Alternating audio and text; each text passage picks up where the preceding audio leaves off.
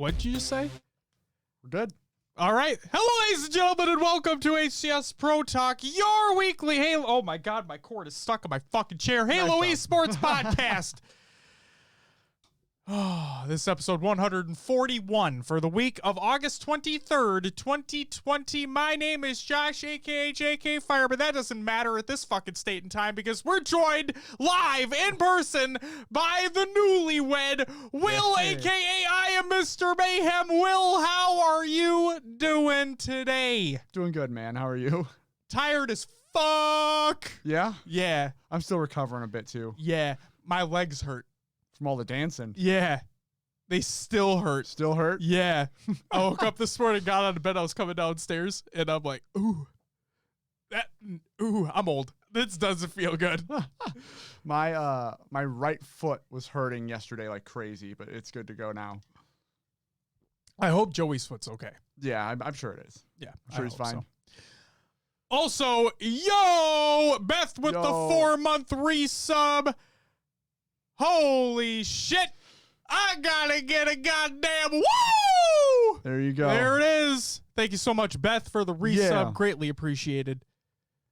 You missed dancing, Josh. You did. And as Vicky stated, I did go ham at the wedding. So we have video. We were contemplating posting it to Discord or not. No. For the record, I was under the influence of alcoholic beverages. Many alcoholic beverages. We also have the floppy arm video, which is pretty hilarious. No, that needs to stay between us. Okay, fair not just enough. For the sake of it being on the internet, but that's an old school, like high school, middle school memory that can just stay between us. For sure. But yeah, for those who don't know, I hate dancing. I legitimately do. But when I drink, that's a different story. Your one move was very popular. But it was. Vicky's dad called it the Josh. Yep, so it was great. I got a lot of shit that day. It was great. It was a lot of fun. Yes, it was a lot of fun.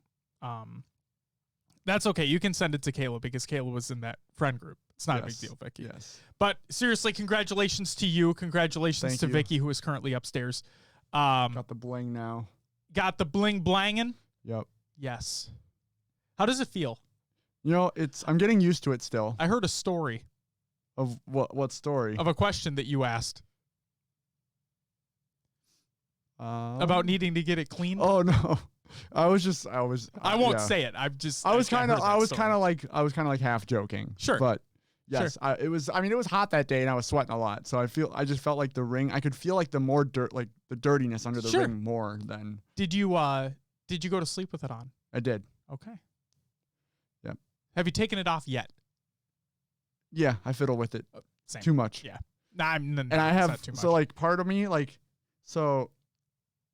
Skinny fingers, big knuckles. Yeah, the big knuckle. So I get it to my knuckle, and I'm like, my brain's like, oh shit, it's not coming off your knuckle. And then I'm like, I gotta twist it. I gotta get it off my knuckle. The twisting doesn't even help. It's like I gotta rock it.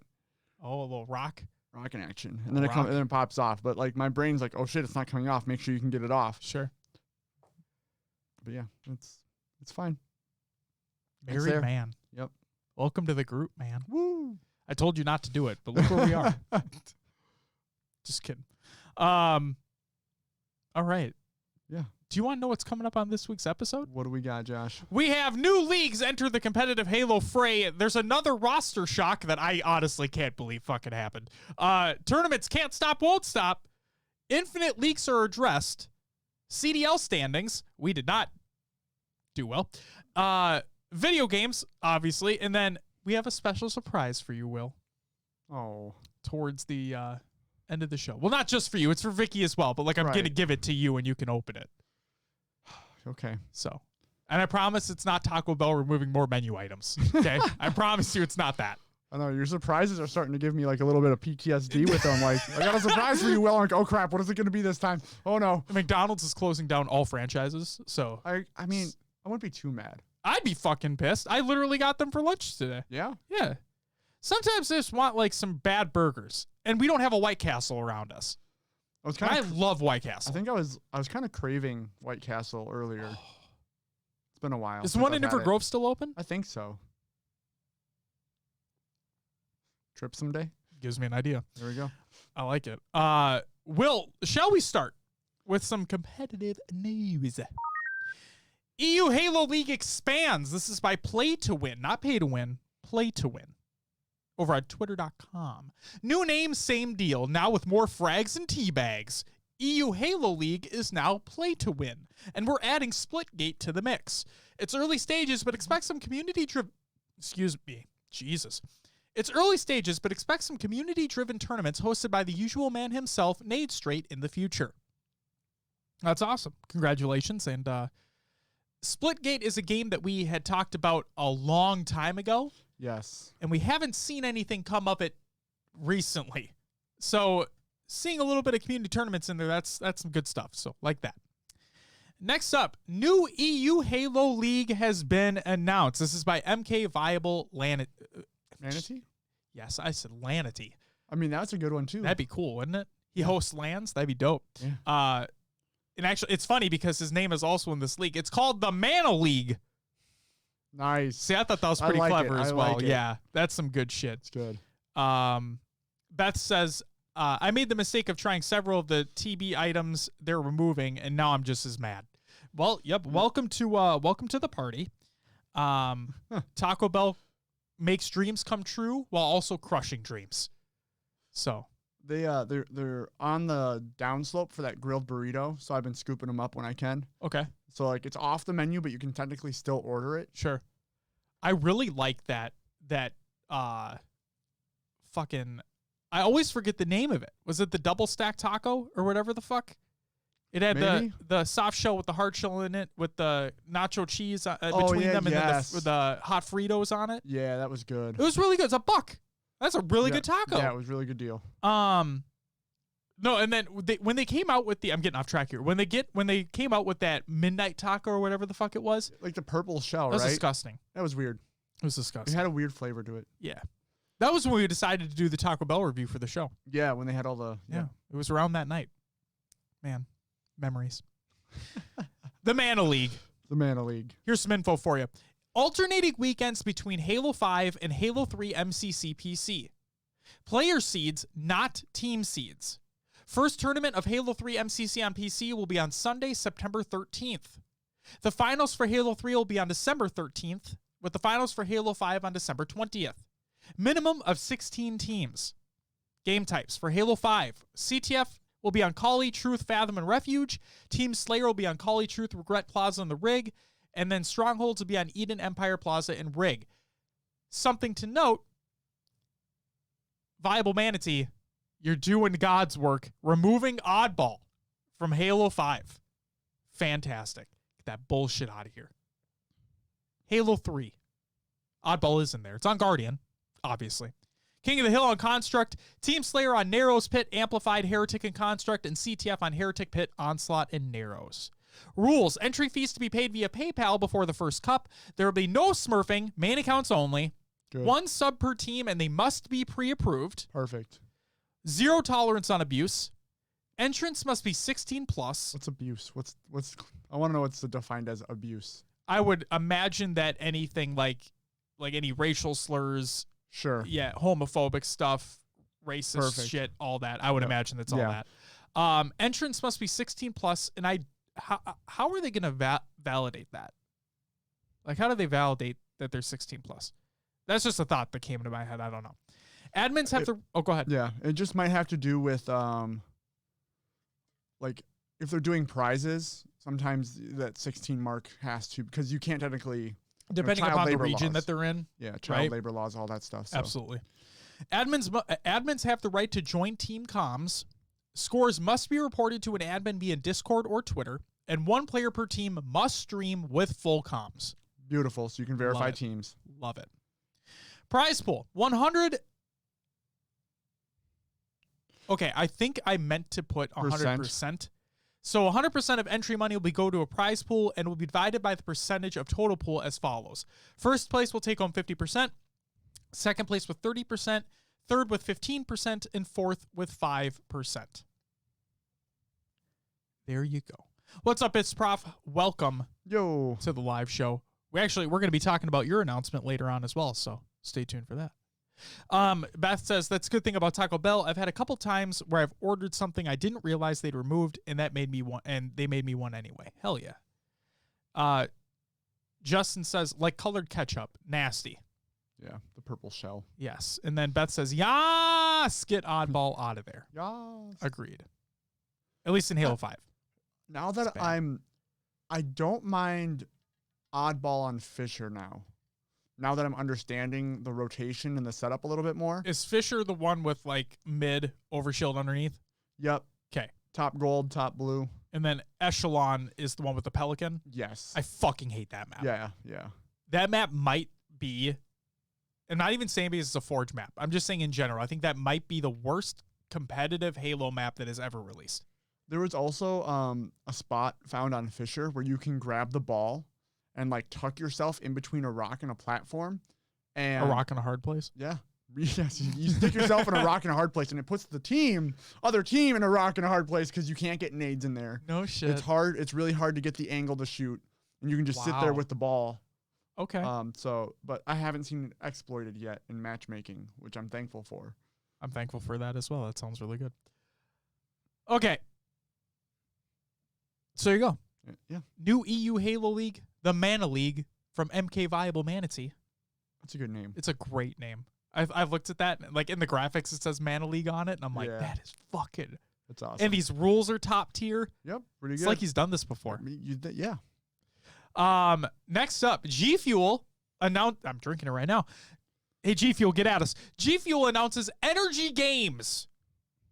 This is a story brought to us from the fine folks.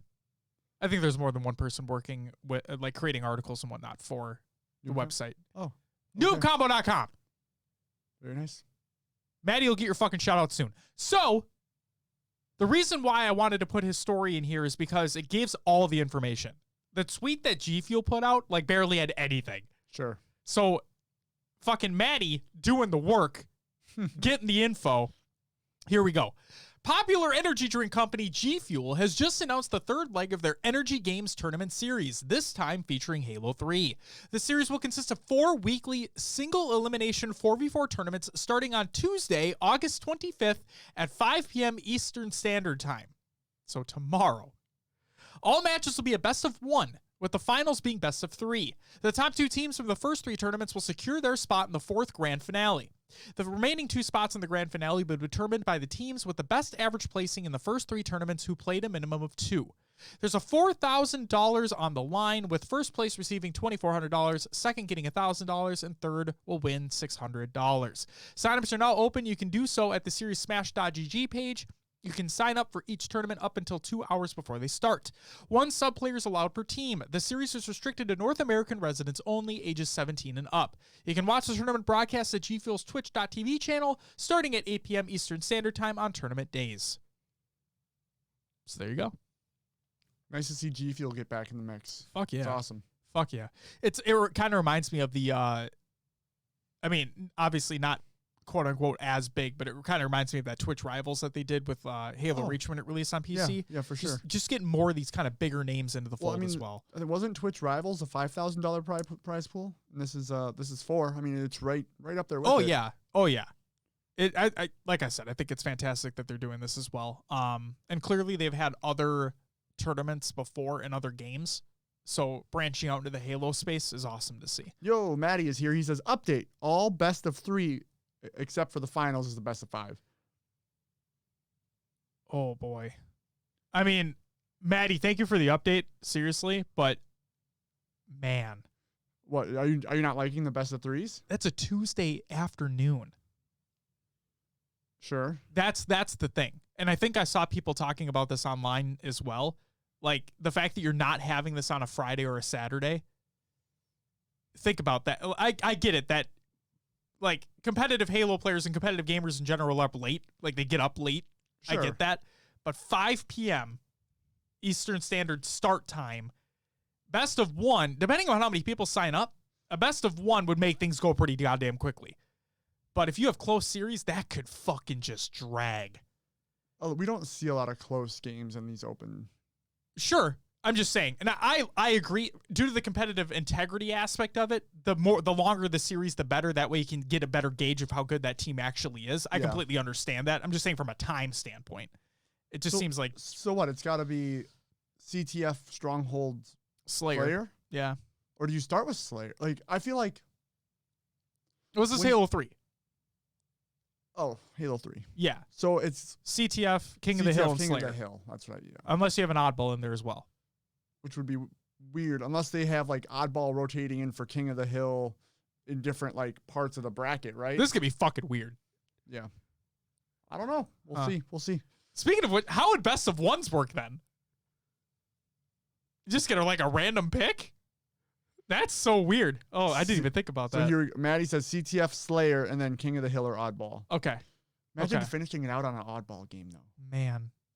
Because that can get like. You know what? With the amount of shit that oddball, with the amount of shit that Slayer gets in the competitive community, I'm surprised they didn't just take that out and just have all three. I think the thing is like Slayer can tell if a team is better, but anybody can win a Slayer on any given day if the cards fall right. Yeah, it's all about that objective teamwork. Agreed. Okay. Next up, Halo 3: Forge the Fight. This is by Sir Iron Wolf at ForgeHub.com. Introducing the Halo 3 Forge the Fight contest. Finish the fight is the phrase we all know and love as it brings us back to those great memories into a time when many of our Forge careers started. With the launch of Halo 3 on PC and with the new items introduced into Forge, we once again get to relive the spark that started it all. In a collaborative effort with 343 Industries, we are announcing the Halo 3 Forge the Fight contest to give you, the community, an opportunity to have your submitted maps considered for matchmaking as well as a chance to win $1,000 from Forge Hub. So what is it? The Halo 3 Forge the Fight contest is a map building contest in which we'll be revisiting our original roots of Forge, but this time with the added bonus of new objects and more advanced Forge controls. We can phase objects by default now. Let's go over the basics of the contest. 4v4 core maps. Judges will be using default Slayer BR starts. Maps must be set up for at least one of the three core modes, Slayer, CTF, or King of the Hill. Maps can only be made using MCC Halo 3 Forge. 3 map submission limit per contestant, and there's no time restrictions on building. That means that if you have a map that you already started building or finished, you can work on it and submit it. When is it? You will have 1 month to finish and submit your map. When the submission period ends, the judging begins and will end when we review all the maps. Start date will be August 19th, so it's already started. End date will be September 19th, 2020 at 11:59 Pacific Standard. Judging period is roughly a month and a half. So who's involved? The judges include Sir Iron Wolf, Bacon Media, and Foge. And the guest judges for the top 10 maps include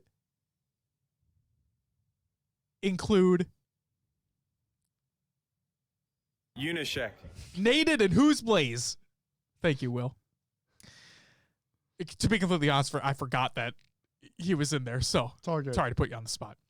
The main judges will narrow the maps down to the top 10 maps, which will then bring in our guest judges to help determine the winners. Judging will primarily focus on gameplay and how well the maps fit the modes that they were built for. We'll also be looking at the technical aspect of the maps as well as art. With the new tools and objects introduced, we expect to see maps utilize these new features. Judging will also be done on the Xbox version of MCC. I like that.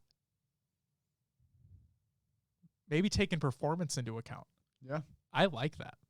So what's in it for me? Well, for me, nothing.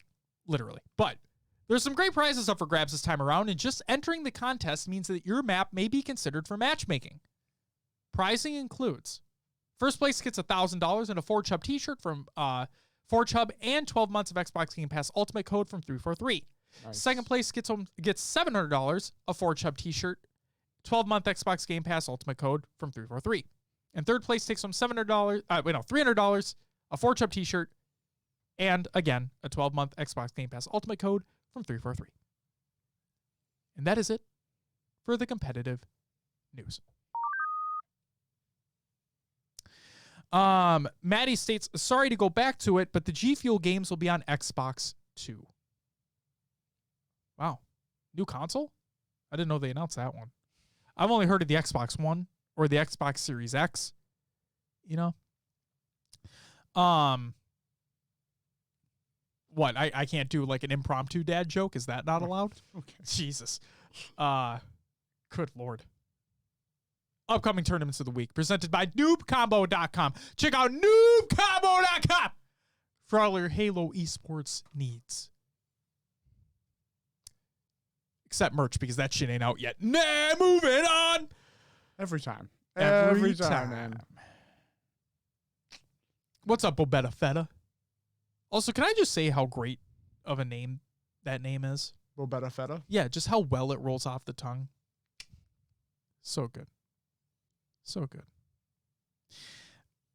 And Bobetta says, hey, what's up, guys? What I missed so far? Justin says, not much. Some tournament news, rant about Taco Bell. The usual. Yeah. Yep. Fuck! All right. There seems to be a pattern here. Maddie says, this was all updated today, so sorry about my original post. No need to be sorry. Thank you for, including basically all the information, because like I said earlier, that tweet that they put out fucking didn't include anything. Like, hey, we're doing it! Be like, okay. Okay, cool. Yep. That was it. So, your upcoming tournaments of the week. AGLA weekly matches, the American Griffball League of America. Tuesday, August 25th, we have Xamph going up against Slytherin. Junkyard Cats going up against Turquoise Jeep. And then on Wednesday, August 26th, we have Redemption Runners against Bank Your Items and Kill the Carrier up against Turquoise Jeep. On Thursday, the 27th, Redemption Runners up against Slytherin. E-Dogs going up against Super Friends and Bank Your Items versus Junkyard Cats. And on Saturday, August 29th, we have Circus Galvino against Kill the Carrier and Circus Galvino going up against Xamph.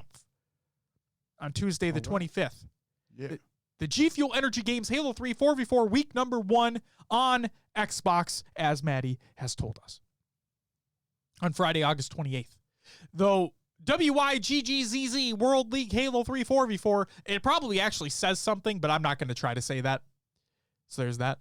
On Saturday, August 29th, we have Lucky's Halo 5 FFA SWAT Tourney 3.0, the CGL Halo 5 2v2 Invitational Qualifier number 5.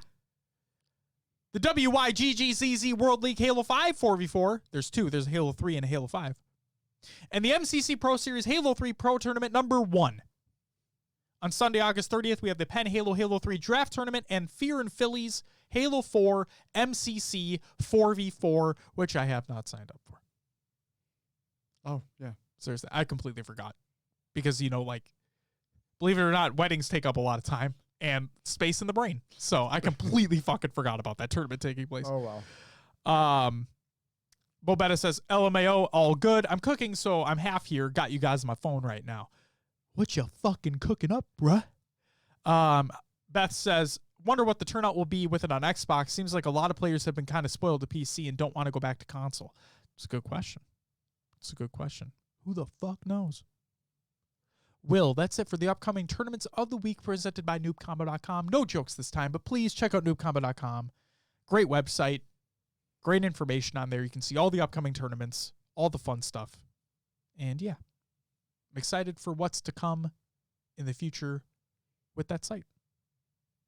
Will, what do we got next?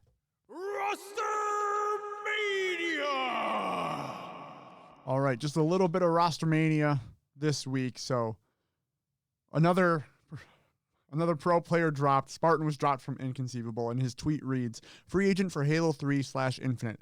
I know how to win, can get along with anybody, passionate and unbelievably dedicated. Promise to be the best addition to your squad. Hands emoji. So yeah, Spartan's gone. They just see more shakeups. Gonna be interesting to see where he lands. I think he's just been doing matchmaking recently, not really playing with the team. So, Ace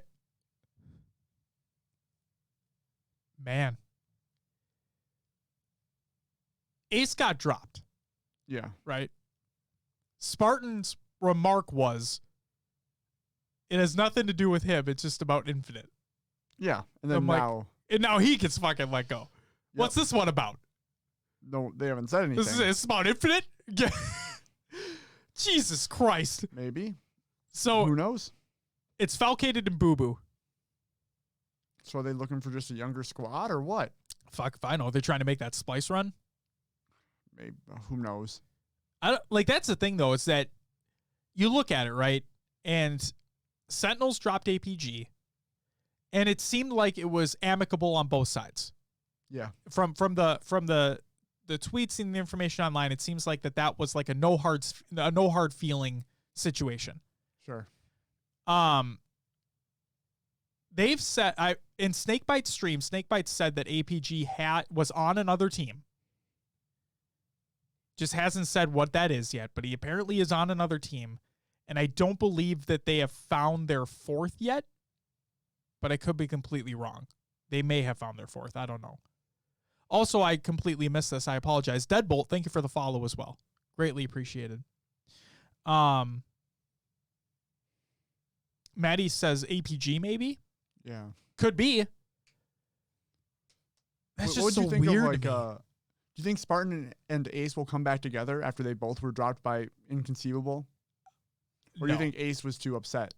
I wouldn't think that they'd team again because of Spartan's remark towards Ace getting dropped. It sounds like he had a say in that happening. Yeah. Therefore, I wouldn't want to fucking team with him again. Sure. Unless it was a dire straits situation where it's like, well, you're one of the better players for sure that's left in this free agent pool. Right. And that's the thing. Right? It's like, who is left at this point? Who's right? There might be teams being made up behind the scenes that we have no idea about. That's very true. I'm guaranteed that that's true. Yeah. That's what's going on. Deadbolt says, thanks for the content. Thank you for being here. Absolutely. And then is APG playing with Sentinels? Snakebite and Lethal were talking about looking for a fourth on stream today. No. APG got APG and Sentinels parted ways. This was a couple weeks ago, 2-3 weeks ago at this point. Yes. So yeah, APG is, and like I said before, APG, we don't think he is a free agent because according to Snakebite, he is on another team at this point. Who that team is, we don't know. Nobody's said anything yet. So we just don't know at this point in time. Do we know if Snipe Down's coming back? Yes. Yeah, right? Yeah. No, it was, yeah. What the fuck? When did we talk about that? Oh my God. It was in the show. We literally talked about it. Justin says, sounds like Spartan is making some enemies in the scene. I don't have an opinion on the matter. No, and that's the thing too, is that you go to his Twitter and he rants so much about how bad he dislikes Halo 3. Yeah. Oh yeah. But I think a lot of that, in his defense, I think a lot of that has to do with the way MCC currently, Halo 3 currently plays on MCC. And when that hit registration update comes out, he was very excited for that. Sure. Like when he was seeing clips of other pros in the flight, like playing with that hit reg update, he was like, yeah, if that's how it actually plays, then this is exactly what this shit needs. So yeah, I mean, it is what it is. Beth says he's playing with them for the H3 tournaments, though, according to Snakebite in streams the last few days. Yeah, and I thought we talked about that he was coming back, and I thought the team was already in place. And they just did not compete in, if I'm not mistaken, it was that team that did not compete in the Halo 2 MCC Pro Series either. Yeah. So, all right. Yeah, I'm pretty sure he's on a roster. Deadbolt says, super weird if he has a new team. Snipedown Snipebot said he's going to play Infinite. Yeah, that wouldn't surprise me. That wouldn't surprise me at all. I thought it was already confirmed anyway. Beth says, what Snakebite said was that the team APG is on currently isn't playing in the Halo 3 Pro Series, so he'll still be playing with Sentinels. Oh. Okay. So, you know why? I bet I know why. They get a guaranteed spot in the Pro Series because of the Halo 2 placing. Oh, yeah. And but don't you only need 3/4 of your roster anyway? Right. So the thing that I was confused about is, you know what? I'll wait till we get to the tournament league recaps, which is going to be like right now. Yeah. But when we get to the Pro Series results, after you read through them, I'm going to add something to that in terms of the teams that automatically advance from the pro side. Okay. So I'm going to keep that in the back of my head. Justin says, just give me Snipe Down, Pistola, Sane, and Boo Boo team in Infinite. I'd rep the fuck out of that team. Beth says, just for the Pro Series, I mean. Yeah, that totally makes sense. Yep. That totally makes sense. Maddie says, Gilkey also tweeted yesterday that he is a free agent for Halo 3 and Infinite, so I'm guessing he's not playing with Ryan, Noob King, Nick, and Rain. Man, what the fuck? Jesus. People may have been set thinking Infinite was releasing, and now that it's delayed, they're like, wait a second. Speaking of which, we're going to talk about that later on too. Yep. That's going to be a big deal. Will, chat, please keep going. We can keep the conversation going. Will, if you wouldn't mind reading us the tournament and league recaps for the week. Also, we're still on the intro, by the way. Oh my gosh. It's okay. I just looked. It's fine. It's all good. Take it away. I've been horrible with that thing lately. Dude, you just got married, man. Retired. It's Monday. I don't fucking blame you at all. Take it away. All right. So, tournament league recaps of the week. We'll start off with the Esports Arena Halo 5 4v4 results. In 5th through 6th, we had Team 0. This was Devil Dog OG, Juan 117, Neurotical, and Simply Fear Me. And then Team Send 5, which was Bard's Swish, the Gold Star BR, and Euragian. 4th place went to, is it Liga del Mal? Sure. Which was Atso, Drift, Magico, and Pulgo. 3rd went to Legends. This was Legend, Shady, and Shabby Dagger. 2nd went to Team CC, Envor, Firebird, Momichi, and Super CC Evades. I was watching this, and Momichi was really making a name for himself. Yeah? Playing just lights out at times. That's awesome. Really stepping up. So it was cool. Really cool to see. But your first place team was Fung 4. This is Druck, Mr. Soul, Snipe Renegade, and Talik. Taking home $600. Next up, we have the CGL Halo 5 2v2 Invitational Qualifier number 4. A+ on the name. 5th through 8th, we have Undeniable, Unorthodox, Passion, and Harmonic Points. In 4th place, we had French Lords. 3rd went to Team BR's Noobs. 2nd went to Team Zeta. And 1st went to IDK. Next up, Wesenthal's Halo 5 4v4 SWAT tournament results, 7th through 8th. First team included Satin Sniper, Erica Moon, Ryan 2525, and Groovy Ninja. Second team here was McLags, Strikes the First. I read it as Fist, but it Strikes the First. Intragravity and Terrorize. In 5th and 6th, we had first team here, Lucky Tegan, Seft, Warrior, and Nafburger. Then the other team was... I have no fucking idea what that is. I'm going to go with Meal Surugi. Sounds good to me. Omega Snipes, Chunk the Deuce, and Dog My Bad. In 4th place, we had Sheeny Plays, Daedric CA, Young Guns, and Dallas Snipes. 3rd place went to Gun Lane, Beast Nair. We go with Vicky and LT with the O's and X's in there, like it's 2010 again. 2nd place went to Nap Times, No Shot Kid, Kakashi, and Clutch Domes. And 1st place went to Careless Ranger, It's the Last Shot, Drip Drip Double, and Zothi. All right, reading chat here. Goalie Sniper, Justin LaFlesh, says, there's tons of shakeups in the teams, just no confirmed rosters. Deadbolt, like Neighbor leaving status quo 24 hours before the tourney and after pulling Roy out of retirement. Yeah, that was a whole situation. So it's funny because remember when we talked about last week that I'm like, when Roy was streaming, yeah, and it had the whatever the fuck his stream title was, made it sound like he was returning. Yep. For this pro series. Yep. I'm like, let's wait and see what happens with that. Well, he is back, and yes, that change did happen right fucking then and there. Right. Yes. It's always Neighbor doing these fucking things too. Yeah, it's been a theme. It's been a theme that he's him getting drunk off his goddamn ass and then coming in hungover to the tournament and either not playing or dropping out or some shit. Him making a change 24 hours before the tournament. Like, yeah, it sucks because from what we heard or from what I read on Twitter that he did really pull Roy out of retirement to come play with him. Yeah, and he leaves the team. Well, it was him, Roy, Flamesword, and Hysteria that were practicing, and it did not turn out to be either of those teams full. Like they're on separate teams as we'll get to in the results, but yeah. Beth says that seems par for the course with Neighbor. He shaded teams like that a lot. Oh my god! And then Deadbolt says Flame blasted him on Twitter today, and yeah, that Twitter drama was crazy. Can we get a link to that? Seriously, I would love to read that on the show. I would absolutely love to read that on the show. So if you can find a link to that thread, Send it on. Put that fucker in the chat, please. Prof says a pro not being much of a pro for sure. And that's the thing that really pissed me off too, is that like the motherfucker used to be on the pro team for Halo 5, if I'm not mistaken. He worked at 343 for a little while. Like, what the fuck, dude? Where's your competitive integrity, bro? Like, he might just be like a perfectly fine person, but like, it's kind of a dick thing to do, you know?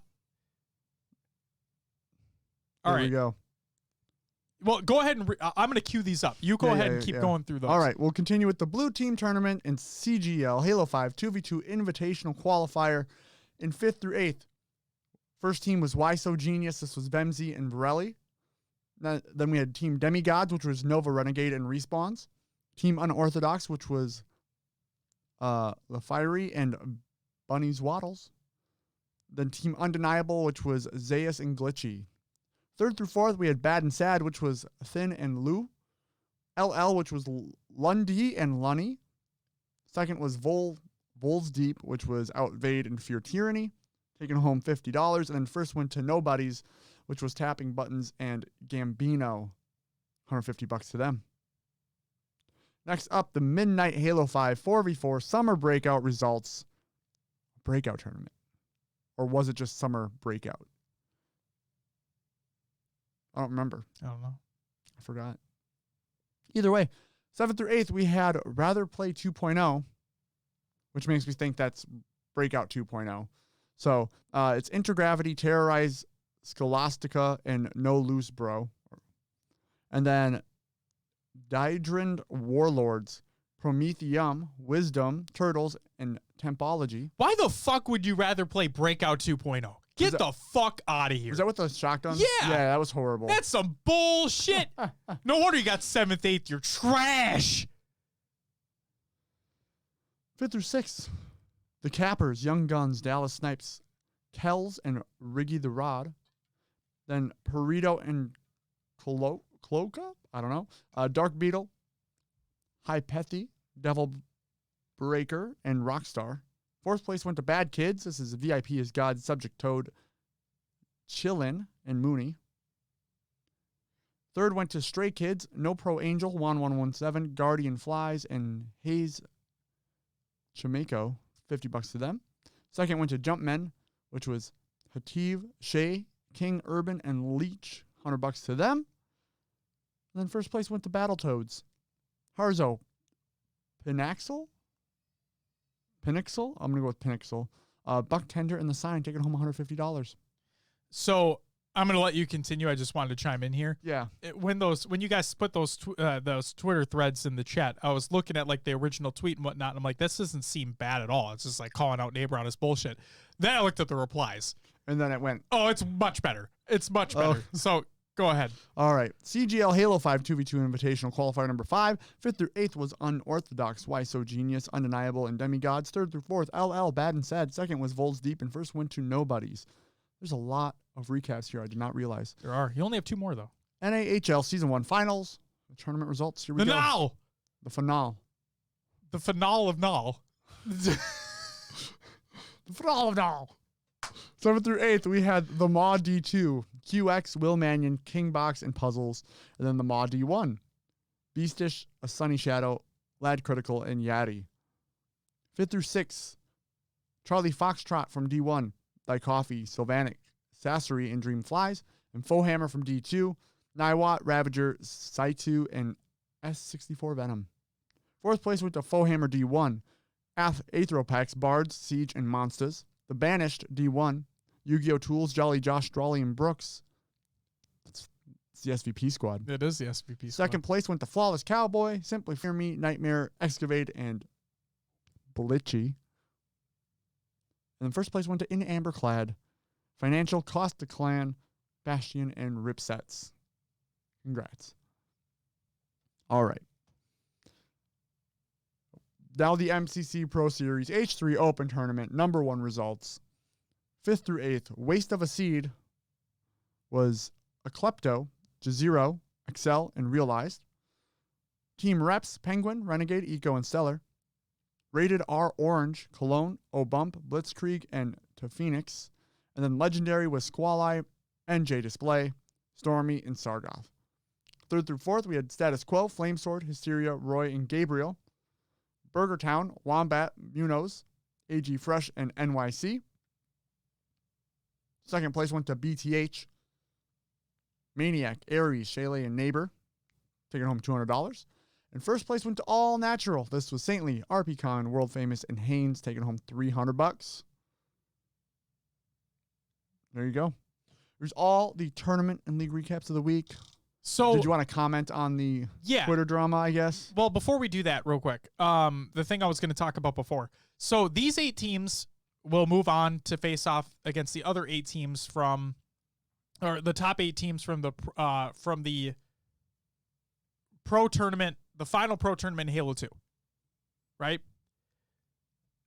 One of those teams had like half of one of these teams already. So I don't know how that's actually going to work out considering teams changed. So like, I don't know if they're going to take like the 9th place team of that other one to bring them in or whatever the fuck's going to happen. It's going to be weird to me to see what teams they pull over, considering some of these players broke up, made new teams to go through the open and qualified anyway. Oh, sure. You know what I mean? Yeah. So I'm genuinely intrigued as to how the fuck this is going to work out. Deadbolt asks, Maddie, were you the one that said Eco's team didn't actually lose, just forfeited? Thought I read that on Reddit. Oh, I don't know. Okay, let's read into this fucking drama, shall we? It's ridiculous. So, Flame, well, actually, let's see what came out first here. Which one was first? 6:38 and 6:50. Okay, 6:38 p.m. on August 23rd, 2020. This was yesterday. Flamesword tweeted out that says, I also want to constantly play Neighbor and beat him for being the shadiest player in Halo history. He replied with, hopefully he does well in the game he worked on once Halo Infinite comes out in 2021. Neighbor replied with, hard to team with a squad when I get messages like this throughout scrims. Nice job qualifying though, Mike. And that text said, yeah, let me eat right quick. Just heating leftovers. Replied with word. Don't even want to play with him anyways. I don't know why Roy likes him so much. Replied with, yeah, they like best friends. States, definitely better people, LOL. Do we have a choice at this point, LMAO? Flamesword replied, I'm fucking crying. Bro, Hysteria and I haven't liked each other since 2008. You act like this is new news. This just shows the level of professionalism you have. You are a child. Again, I hope you place top 12 on a game you worked on once it comes out at Halo. He added them. Lethal replied, oh no. Yeah, pretty sure Mason didn't work on Infinite. Figured I'd just let you know that. He was on the Halo 5 Pro team, not the Halo Infinite Pro team. Sure. So, yeah. Yikes. Goading states, imagine still crying over Halo in 2020. Flamesword replied with, passion never dies. Imagine tells a CS player the same thing back in the day. I always respect his gameplay as a Halo player, just not as a person. So I think that was one. I'm just quickly scrolling through. All right, here we go. So the next one that he put out was, people are asking me what happened, and it's simple explanation. Neighbor asked Roy to play again for these Halo 3 tournaments just to leave the person he asked the day before to play with a different team. Is there an emoji for a clown yet? And then he put a clown emoji. So. Yes. Answered his own question. Yes. Maddie says, yeah, that was me. It was Renegade's birthday, so we had to leave. I'm pretty sure they're backfilling any open spots with open tournament teams starting with 9th on. Okay, that makes more sense. Cool. Thank you for the clarification. Yeah, Neighbor sounds like kind of just a piece of shit for doing that. Just going to be completely honest. Sounds like he has a reputation for it. So that's like the worst. Why the fuck would anybody team with his ass then? Like, I get it. He was good back in Halo 3's days, but guess what? There's been people who've been playing so much longer than he has now. Like, recently is what I'm saying. I mean, not all time, but like, yeah. He had the nickname Team Killer back in the day. Why the fuck would people want to play with him? Dude. Oh my God. Okay. Hopefully people learn their fucking lesson. Who knows? That, as we clearly saw, it didn't matter because Neighbor kind of pooped on Flamesword anyway. So. They got second. Well, I mean, they still qualified, so Easy qual, bro. Easy Awesome. qual. Easy qual. Shall we move on to the topic? Yes, sir. Or topics. All right. First one. Again, should Halo 5 return to the competitive spotlight, Will? Yeah, sure, why not? All right, so Vito put out a tweet. I agree. Vito put out a tweet and states, "At this stage, I'd love to see a new season of online Halo 5 tournaments, but this time, no radar at all. Send it out with a bang and let people use all their insane movement unrestrained without pinging on radar. Fresh meta. It'd be sick to see how players move and read others." With no radar, I think it'd be No crazy. Like, would it be too unpredictable and just cause... I don't know, it'd be zip, zap, zippity bop across the fucking map. Everybody. But I would enjoy Halo 5 again, for sure. Also, Bobetta makes a good point. Let's also remember that a team full of top amateurs beat multiple teams with old Halo 3 pros and won the tournament. Absolutely. Sure, yeah. Also heard, didn't it go to like the final game as well? I think it went to the final game. Don't remember. Again, I was at a wedding, so we were a little busy. Yeah, I wasn't able to watch, but did it go to the game 5 48-50? Holy fuck, that's insane. They deserve it though too. I saw Saint Saintly getting a shit ton of love online. Absolutely deserved. Happy to see it. Maniac wasn't even at his computer when the game started. Oh my god.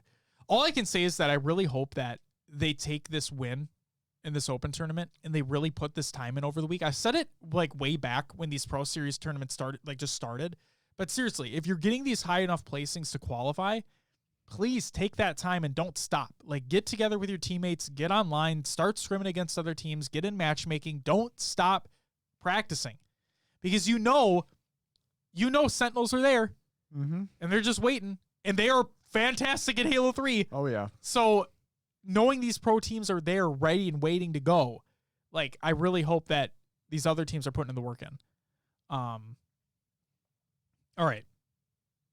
So yeah, should Halo 5 come back? Yes. Halo Infinite's been delayed. Yep. 2021. No time frame, although sounds like we'll get into that in a minute. Yep, agreed. I would love to see it make a comeback as well. We're in agreement that Halo 4 is not the play. I have no idea if they're going to do it. I have no idea if they're going to do it. Go back to Halo 5? No, do Halo 4. Oh. Like a Halo 4 MCC Pro Series. I don't know. The only thing they'd have is... I mean, they did Reach, and everyone was like, oh, Reach isn't, with Bloom. I know they brought back No Bloom, No Sprint and all that. But. Right, and Reach had a few seasons in the MLG Pro Circuit, like 2 or 3 seasons in the MLG Pro Circuit. So it's like that was a competitive title when they had No Bloom, No Sprint. But Halo 4 is just... It's something else. I like playing the game, but goddamn, it's like the furthest away from all the other Halos, right? We talk about every Halo's different. Yeah. But Halo 4 is kind of the outlier. Sure. And it's definitely the outlier in the competitive aspect as well. Yes. Bobetta states, I would love Halo 5 to come back. I'm just spoiled by PC and it's hard to play console H5. Agreed. That's my question to the players out there is that, like, to the competitive players out there that would compete in these tournaments if Halo 5 came back, right? Mm-hmm. Would you be okay with it being on console if Halo 5 was coming back? Like, if you just got Halo 5 back anyway, would you be okay with it being on console? That's what I want to know. Like, is your hatred, not necessarily hatred, but is your disdain for these older titles so massive that if Halo 5 came back and it had to be on Xbox, would you be okay with it? Even if they're like not okay with it up front, I think once they started playing again, maybe if they took the radar away, some of the pros would be like, "Oh, this wasn't as we were complaining towards the end, but this is actually something, Yeah, and I thought that, and I also thought that I am a firm believer, and I have been a firm believer because I've watched it for so long and I've been in it for so long, is that competitive Halo should not have radar. It's something that just has not existed. It's not a thing that should be there. I'm at the point too where like I don't even look at radar when I'm playing like arena. Because you're so focused on everything else. Yeah, the radar should just go. Right. So, but then when Halo 5, the competitive aspect of Halo 5 first came in and radar was in full force, that was not good, like at all. Everybody was in agreement. But 343, I don't know who made these deciding factors. I think people are going to blame Josh on this, but regardless, when they finally started to dial things back, but they never fully removed it, it was still kind of this weird, like, why? I get what you're trying to do, but why not just flip this switch? And that's where we talked about, is it Esports Engine that's going to be running with them? Like we talked about, MLG have like the best settings for competitive Halo. Yes, and it took them a while to dial it in. Right. But they took everybody's opinion into account. Yes. So if we get that back where Esports Engine is directing where the settings are going for Infinite. Right. Or if we have that other outside company looking at it, 343 is when they're controlling the HCS settings, they want to do what's best for the players, but they also want to do what they want to showcase their game. What's in their game. So there's some of that push and pull of like, we have Spartan charge and ground pound. We don't want that we want people to see the pros using that, so they use it in the game and they're excited about it. Yeah. No, that it should have been out of there from the beginning. The radar should have been gone from the beginning. And I agree with that. That they would have made the game using the spring jumps, the stabilize, all that would have been more impactful and more useful if someone couldn't see you doing it.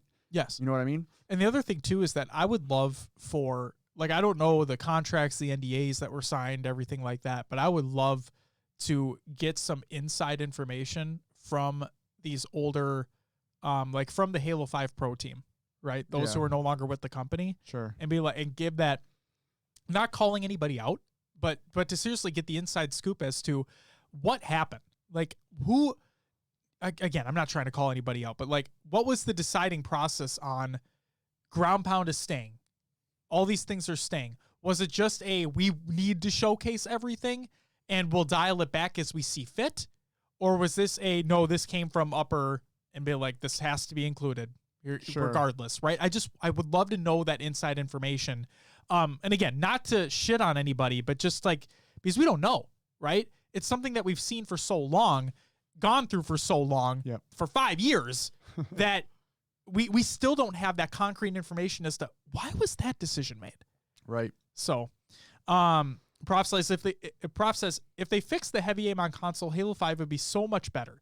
It's so inconsistent in the Halo 5 it's inexistent in the Halo 5 Forge PC build. Agreed.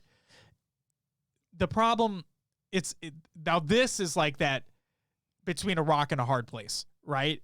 You have, because they're not going to do it. So it's like, on one side, do you just fix Halo 5's heavy aim, or try to, on Xbox? I think it's embedded. Right. Or do you, like, try to patch and update Halo 5 Forge on PC so it's able to be run, right? And the reason why, like, you have the rock and the hard place there, they're not necessarily stuck. They just don't want to be anywhere near that. Like, I don't think they're going to touch either of them. Sure. It's more than likely going to be Xbox or nothing. Yeah. And they won't go back to fix it. But I agree with you, Prof. And if they just fixed it, it'd be awesome. Also just the slight things, the blank shots in the game, the blank melees, you have to be a centimeter over for the clamber to work in a certain spot, otherwise you just fall. Right. Things like that really just can bring the game down. Yeah. Bobetta says, the Halo 5 team didn't have that much power, it seems. Ghost tweeted a while back that the game originally had hit markers and grenade indicators. Pro team wanted them both gone, but was told they could only get rid of one. I do remember us talking about that on the show a long time ago. We did.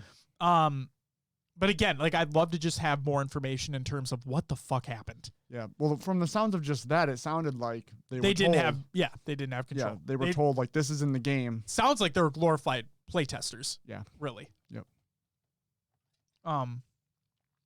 But it's just unfortunate. That's why when we in that episode or episodes, we talked about how we hope that the Infinite team has more say in what goes on.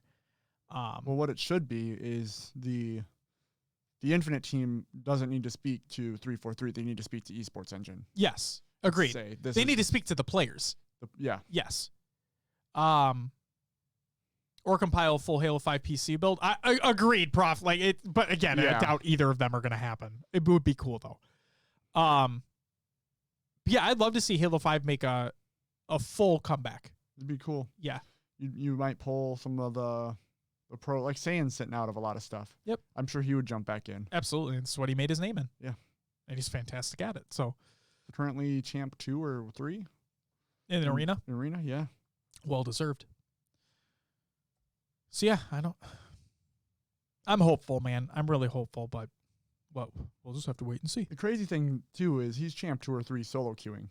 Like that's in the solo queue playlist? No, I think he's solo queuing in Team Arena. No fucking way. Yeah. Oof, duh. Because he streams. He streams and plays Arena. Sure. And just goes off. He does just go off. Those pro players, man. Yeah, he's too good. Way too good. Should we go to the next topic? Yes. Okay. So we're going to talk about something that I don't normally want to talk about on this show because none of it's confirmed. Okay. But it has huge implications. It does. So both of them have huge implications, but one of them got addressed.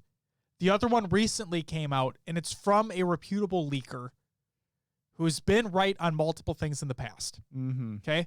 So the first leak for Infinite that I want to address is a link that went out, a link to a set of leaks that came out in terms of how decisions were made and like what decisions are being made on Infinite leading to the delay, so on and so forth. Okay. I'm not going to read through the leaks because they're not worth it because they've been addressed. So Sketch put out this statement on Twitter. This is from Sketch, and I quote, "Okay, normally we don't even entertain this kind of stuff, but seeing as I'm partially implicated here, I'm going to address the part where he claims that Phil Spencer validated his prior reporting even though 343, denied it. The reporting at the time said multiplayer would not be shipping with single player this fall. For a hot minute, it was creating a storm on social until I chimed in to debunk it. The tweet that made that claim was then deleted. Phil Spencer went on Animal Talking recently, and while discussing the Infinite shift to 2021, did mention that separating multiplayer and campaign was briefly considered before the decision was made to shift it all to next year. These are not the same things at all.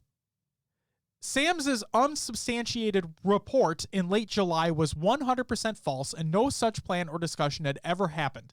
Campaign was never going to ship without multiplayer, period. So it was brought up in discussion, but never decided on. Correct. More recently, as it became clear that the project needed more time, part of that assessment did entail trying to see if perhaps just multiplayer could launch as planned, but was deemed a non-starter. So even if that would have been the outcome, it's the opposite of what was reported in late July. People can and will make up whatever stories they want, but I have to draw the line at being personally implicated as being dishonest with the community. I may not always be allowed to say what I want to say. For example, I'm probably not allowed to really get into the point-by-point response to this article, but I will always speak the truth. So that was the first one. One of the other, I will say this, in that leaked article, or the article of leaks, one of the things stated is that one of the reasons why the game is delayed is because of the TV show being developed. And I think that's absolute bullshit. Yeah, those are completely different studios that are working on them, different production companies, different everything. Yeah, that's dumb. And they've already said that the Showtime show is not focused on Master Chief. So there's no way in hell, in my mind, that a television show would affect the game. Right.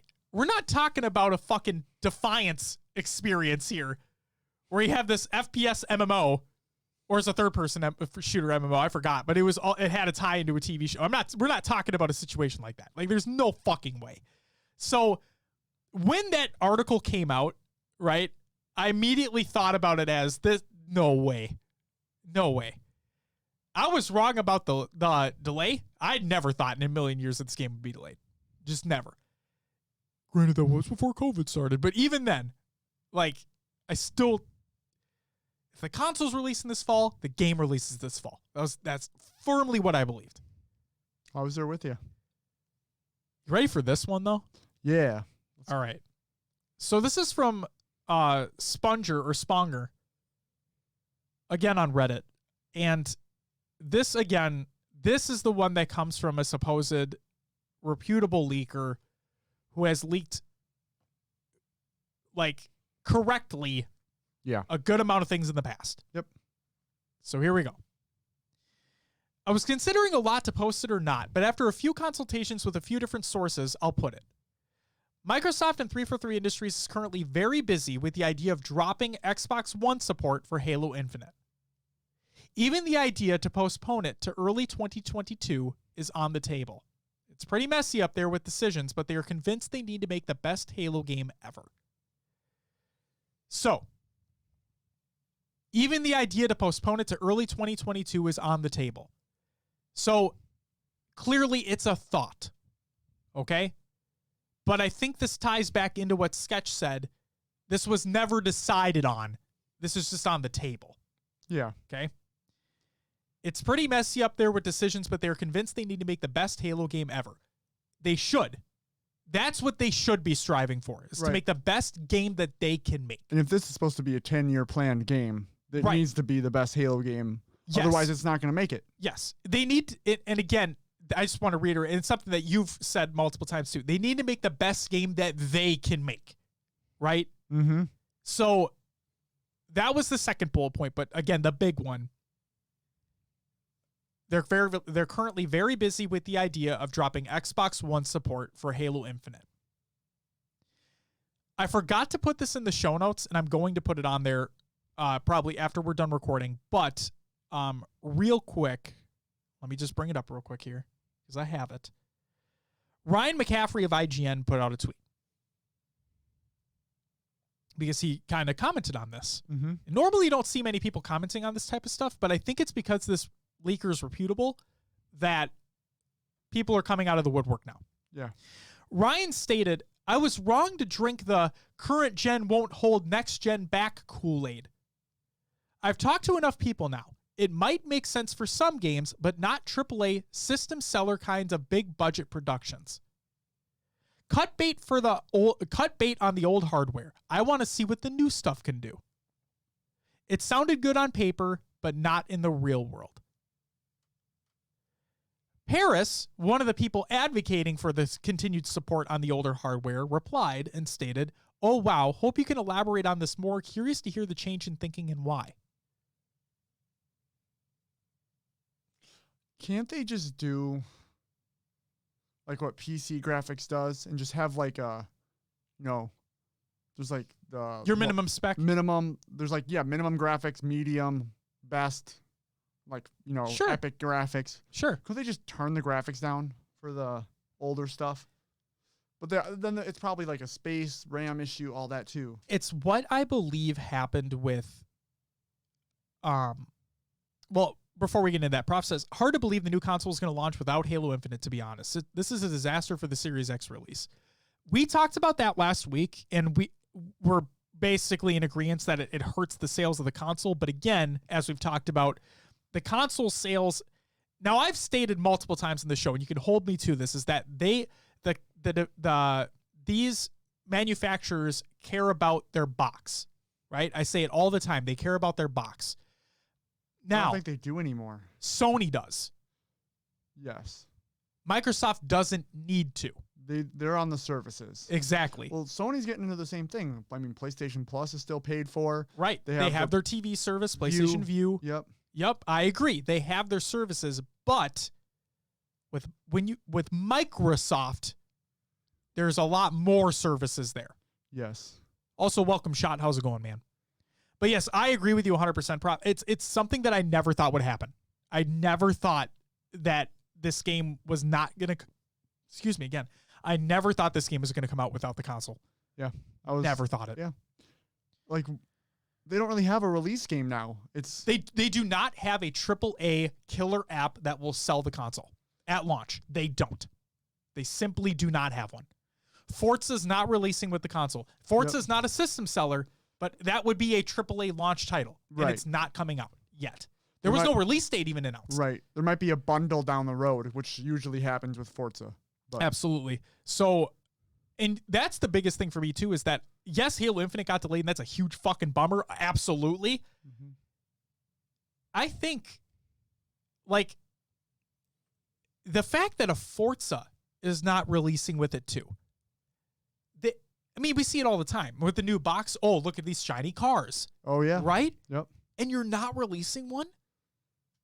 That is another, like... Wait a second. What the fuck? Yeah. And, I mean, I love Forza, so, like, I'll get it when it launches, and I'll probably play it on PC, to be completely honest. But the fact that you really don't... We read through the list last week. You really don't have a AAA killer app for your console on launch. Because that's why in that article we talked about last week, they were touting, oh, you have thousands of games across generations that'll play best on Series X. Mm-hmm. I don't want to play my old games. I have my old stuff to play those on. I want to play new shits. Right. New shiny stuff. Yes. That's what I'd go to a store to buy a console for, not to play the best version of a game I already own. Now, granted, go ahead. I think that's where sometimes... Like, games need to focus on their gameplay rather than just the graphics. Sure.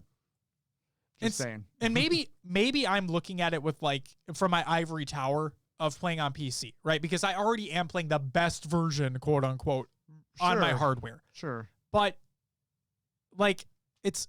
Well, yeah. Go ahead. I get where they're coming from with that, too, because, like, right now, when I play PS4 games with Joe... Yeah. He's like, oh, you're not loaded in yet? I'm like, no, man, you're rocking the Pro. I still got the launch PS4. You know? Yeah. He's got the better, whatever it is in there. Yeah. It just loads faster. So I get wanting to upgrade, but like you said, I don't want to upgrade to play old games. I want to upgrade to have the new games run faster, better. And if there's no new games, what's the point? Harder, better, faster, stronger. Yeah. That's where my mind went. I agree. Shot says, doing great. Glad to catch the live show. I'm glad you can make it as well. Good to see you.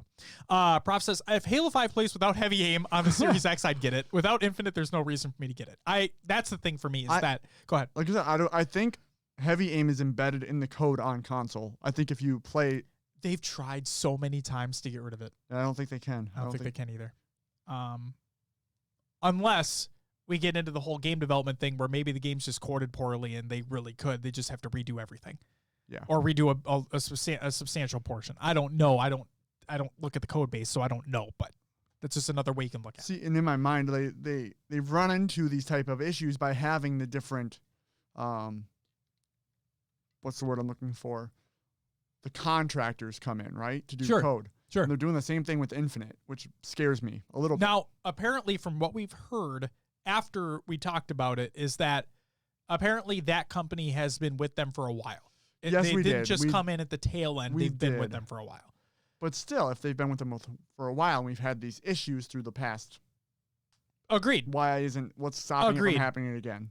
All right, let's get back to the Infinite drop, the potential of Infinite dropping Xbox One support. Yes. So I completely understand where people are coming from, where inclusivity is fantastic.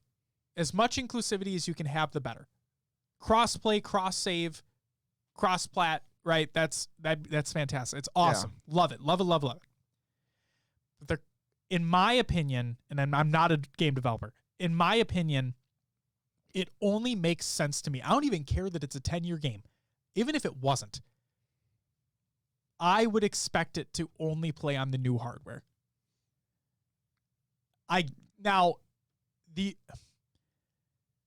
Microsoft has done a tone switch, right? Mm-hmm. Ever since Dan Matrick has been gone and Phil Spencer came in, they've done a tone switch. And that tone switch is, we want you to play wherever you want. I mean, as long as you're within the Microsoft ecosystem, but we want you to be able to play wherever you want. Yes. And that ecosystem's expanded.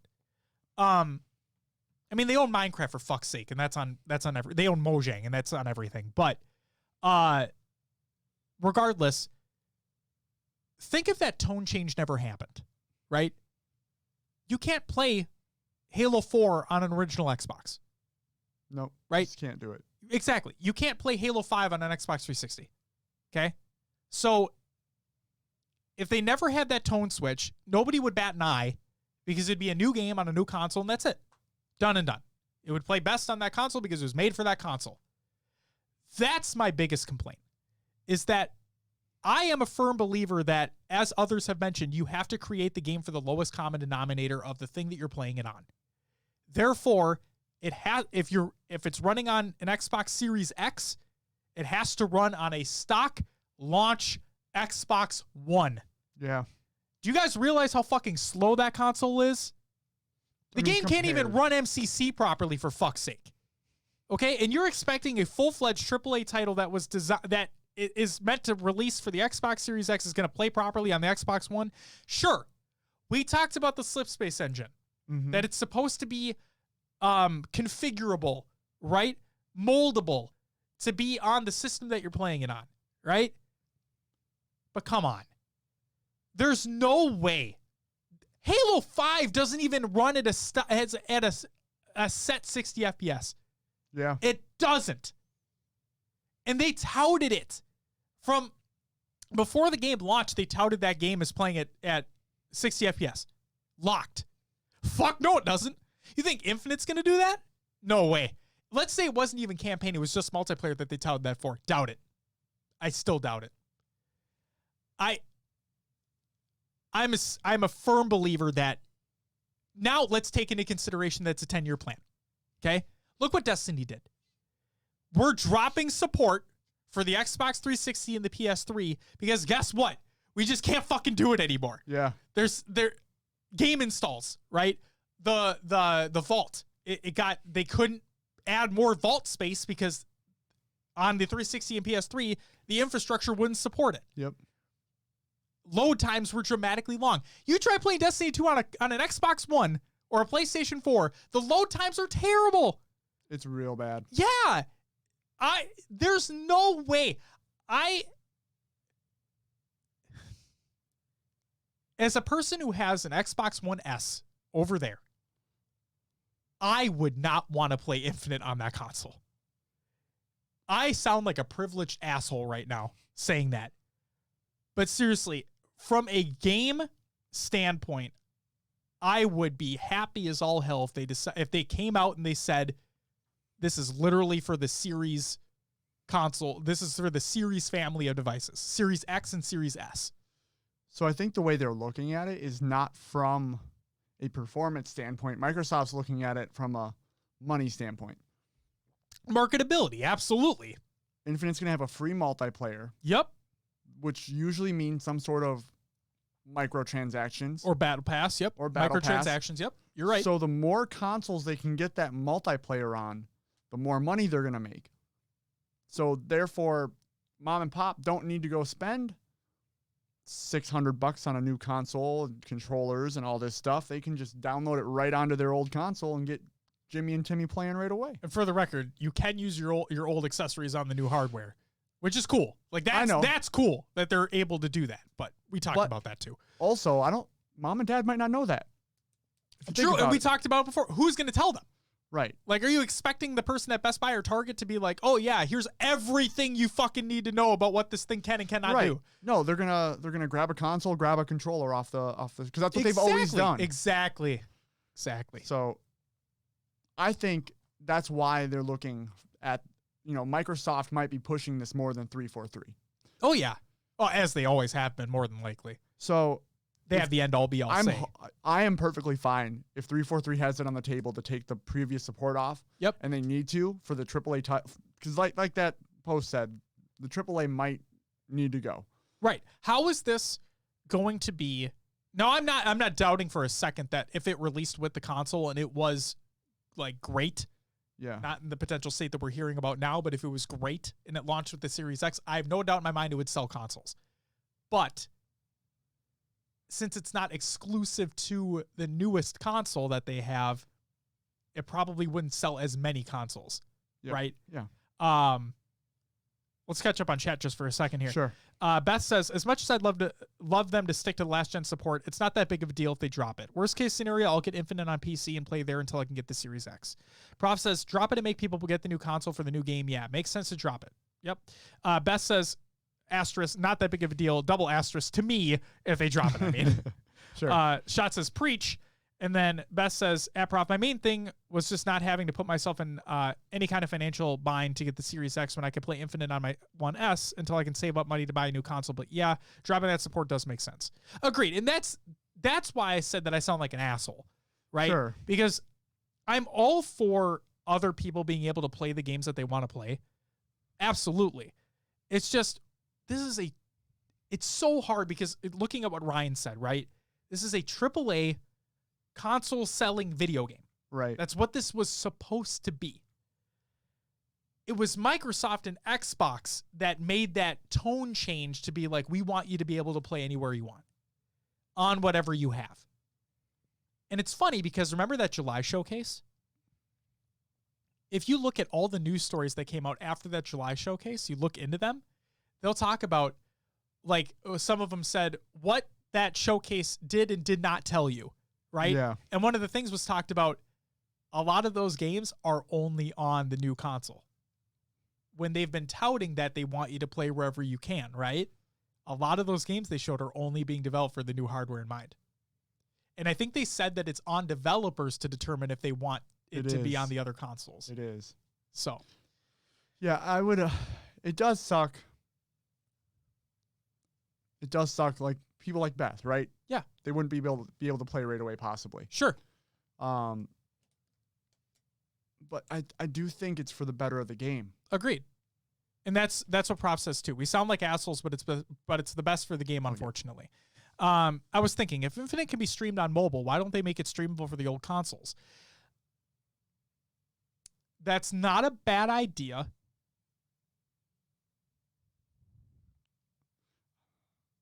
It's not a bad idea. Sure. Nope, not a bad idea.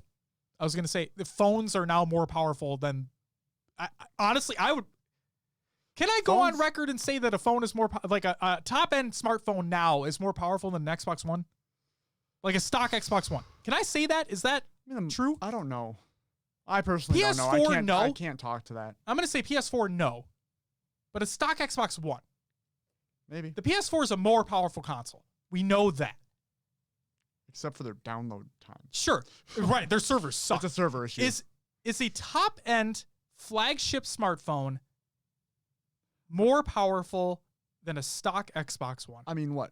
Phones nowadays, $1,500, but you're paying a lot for the camera. Yes. The microchips are pretty damn good. Yep. The new Snapdragon processors are fantastic, especially in multi-core. Did you like Apple with their the fact that they create their own silicon, like they're able to draw like all the fucking power out of it. I don't know, man. Then the first Xbox One, that's what Prof says, and then Shot says maybe even a 1S. So I mean, Beth, going back to Beth here, High Tech Redneck says, I mean, to be honest, if they hadn't come out and said that it'd be playable on the current gen Xboxes as well, would we have really expected it to? I know I wouldn't have. I have assumed it'd only be on the Series X. Thank you. So there you go. Yes, that's what I said. It's exactly it. It's that the fact that Microsoft made that tone change before this never was a thing. Yeah. But the fact that, I get it. Everybody wants cross-play. Everybody wants cross-save. And those are great things. Don't get me wrong. The fact that I can play, the fact you can play Minecraft with anybody. Yeah. Right? The fact that you can play Call of Duty with anybody, right? That's fucking rad. Those are also multi-platform games. Mm-hmm. You know? So it's just Maddie, there's a $600 gaming phone with 144 hertz display and 8 gigabytes RAM there. Exactly. So there's the thing is that you have a phone that's more powerful than these consoles, right? The old ones. Yeah, the old ones. Console. Yes. Yeah. So yes, Prof, going back to what you were saying, I'd be fine with the streaming thing. I don't think it should play natively on that console because I just look at what Ryan said and I echo that statement. This is a AAA, big budget, console selling title. That should be made at the forefront with the new hardware in mind. That's it. Yeah, I can agree. Now, I should have prefaced this at the very beginning. These are supposed leaks. This is no confirmed information. Do not take our word for anything that is said other than the sketch statement that we talked about earlier that is from him debunking other items. This is a new leak information that have come out. That is what we're talking from about. A credible source, yes, but from a credible leaker. Leaker, yes. Who has been correct on major things in the past. Not Halo related, but things in the gaming scene in general. We'll have to see. And again, the things he talked about, they're on the table but haven't been decided on. So the 2022. That is, yes, it's been on the table. The 2022 and the dropping support. It's on the table. It hasn't been decided on. So let's talk briefly, as we've been going on about this for a little while. Let's talk briefly about the 2022 thing. Okay. Because the question had been, since it was delayed to 2021, we know that for a fact because that's what they've said. The question was then, is it spring 2021 or is it fall 2021? The fact, okay, not the fact, because we don't know if it's a fact, but if 2022 is on the table. Sounds like it's fall. That makes me think it's a full year, fall 2021. Which means I can maybe hit 152. I don't know. I'm playing a lot of Halo 5 lately. So that loops, let's say for the sake of moving on, that it is that they are thinking fall 2021, full year. Sure. Even 2022 if absolutely need be, right? Because we are a competitive Halo show, I'm looping everything back. What the fuck do we do next? What happens then? If we have a full year, that brings me back to the first topic of, do we bring Halo 5 back? Does Halo 5 come back? Do they fix Halo 5 PC? What happens if they have a full year? Do we stick with Halo 3 for a year? I hope not. I think the pros would go nuts. I think so. I think Spartan would fucking die. He might quit. You know what? That was a terrible joke because there's been, suicidal thoughts previously. I apologize, Spartan. That was really fucking mean. Did not mean that in a negative way. Yes, he would quit. Yes. Unless the shot registration fix is just amazing, in which case, holy hot damn. Like, I don't want to see Halo 3 being played for a year. Let me get that straight. I'd be tired of those mechanics. Yeah. Like, that's it. And the fact we're seeing so many more with Shyways videos and whatnot of all these new what you can movement do in Halo 5. Yeah. But then on the same side, clearly he does trick jumps and whatnot.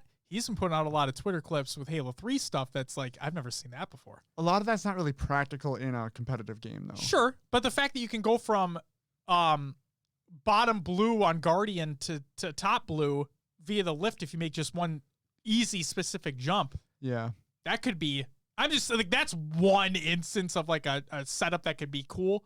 But no, like in terms of Halo 5, it'd be, Beth says, I think you'd see pros switching to other games. Yep. Prof says the morale in the Halo community is super low with so many unknowns. Mm-hmm. They should definitely fix Halo 5 if we have another year till Infinite launches.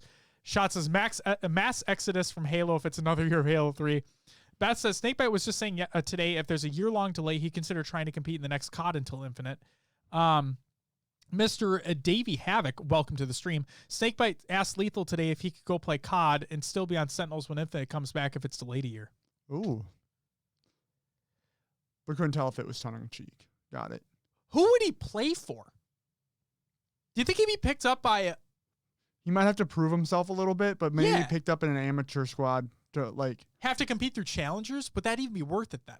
Probably not. But well, considering the prize pool in challengers is still like a good amount of money. 225,000 I think went to the I mean, it's more than the Halo tournaments are putting out right now. Yeah, and he's great at whatever fucking he plays. So yeah, I could see him, or maybe he just gets into some pro scrims. Sure. I mean, I'm sure Shotzi, Frosty would all vouch for him. Right.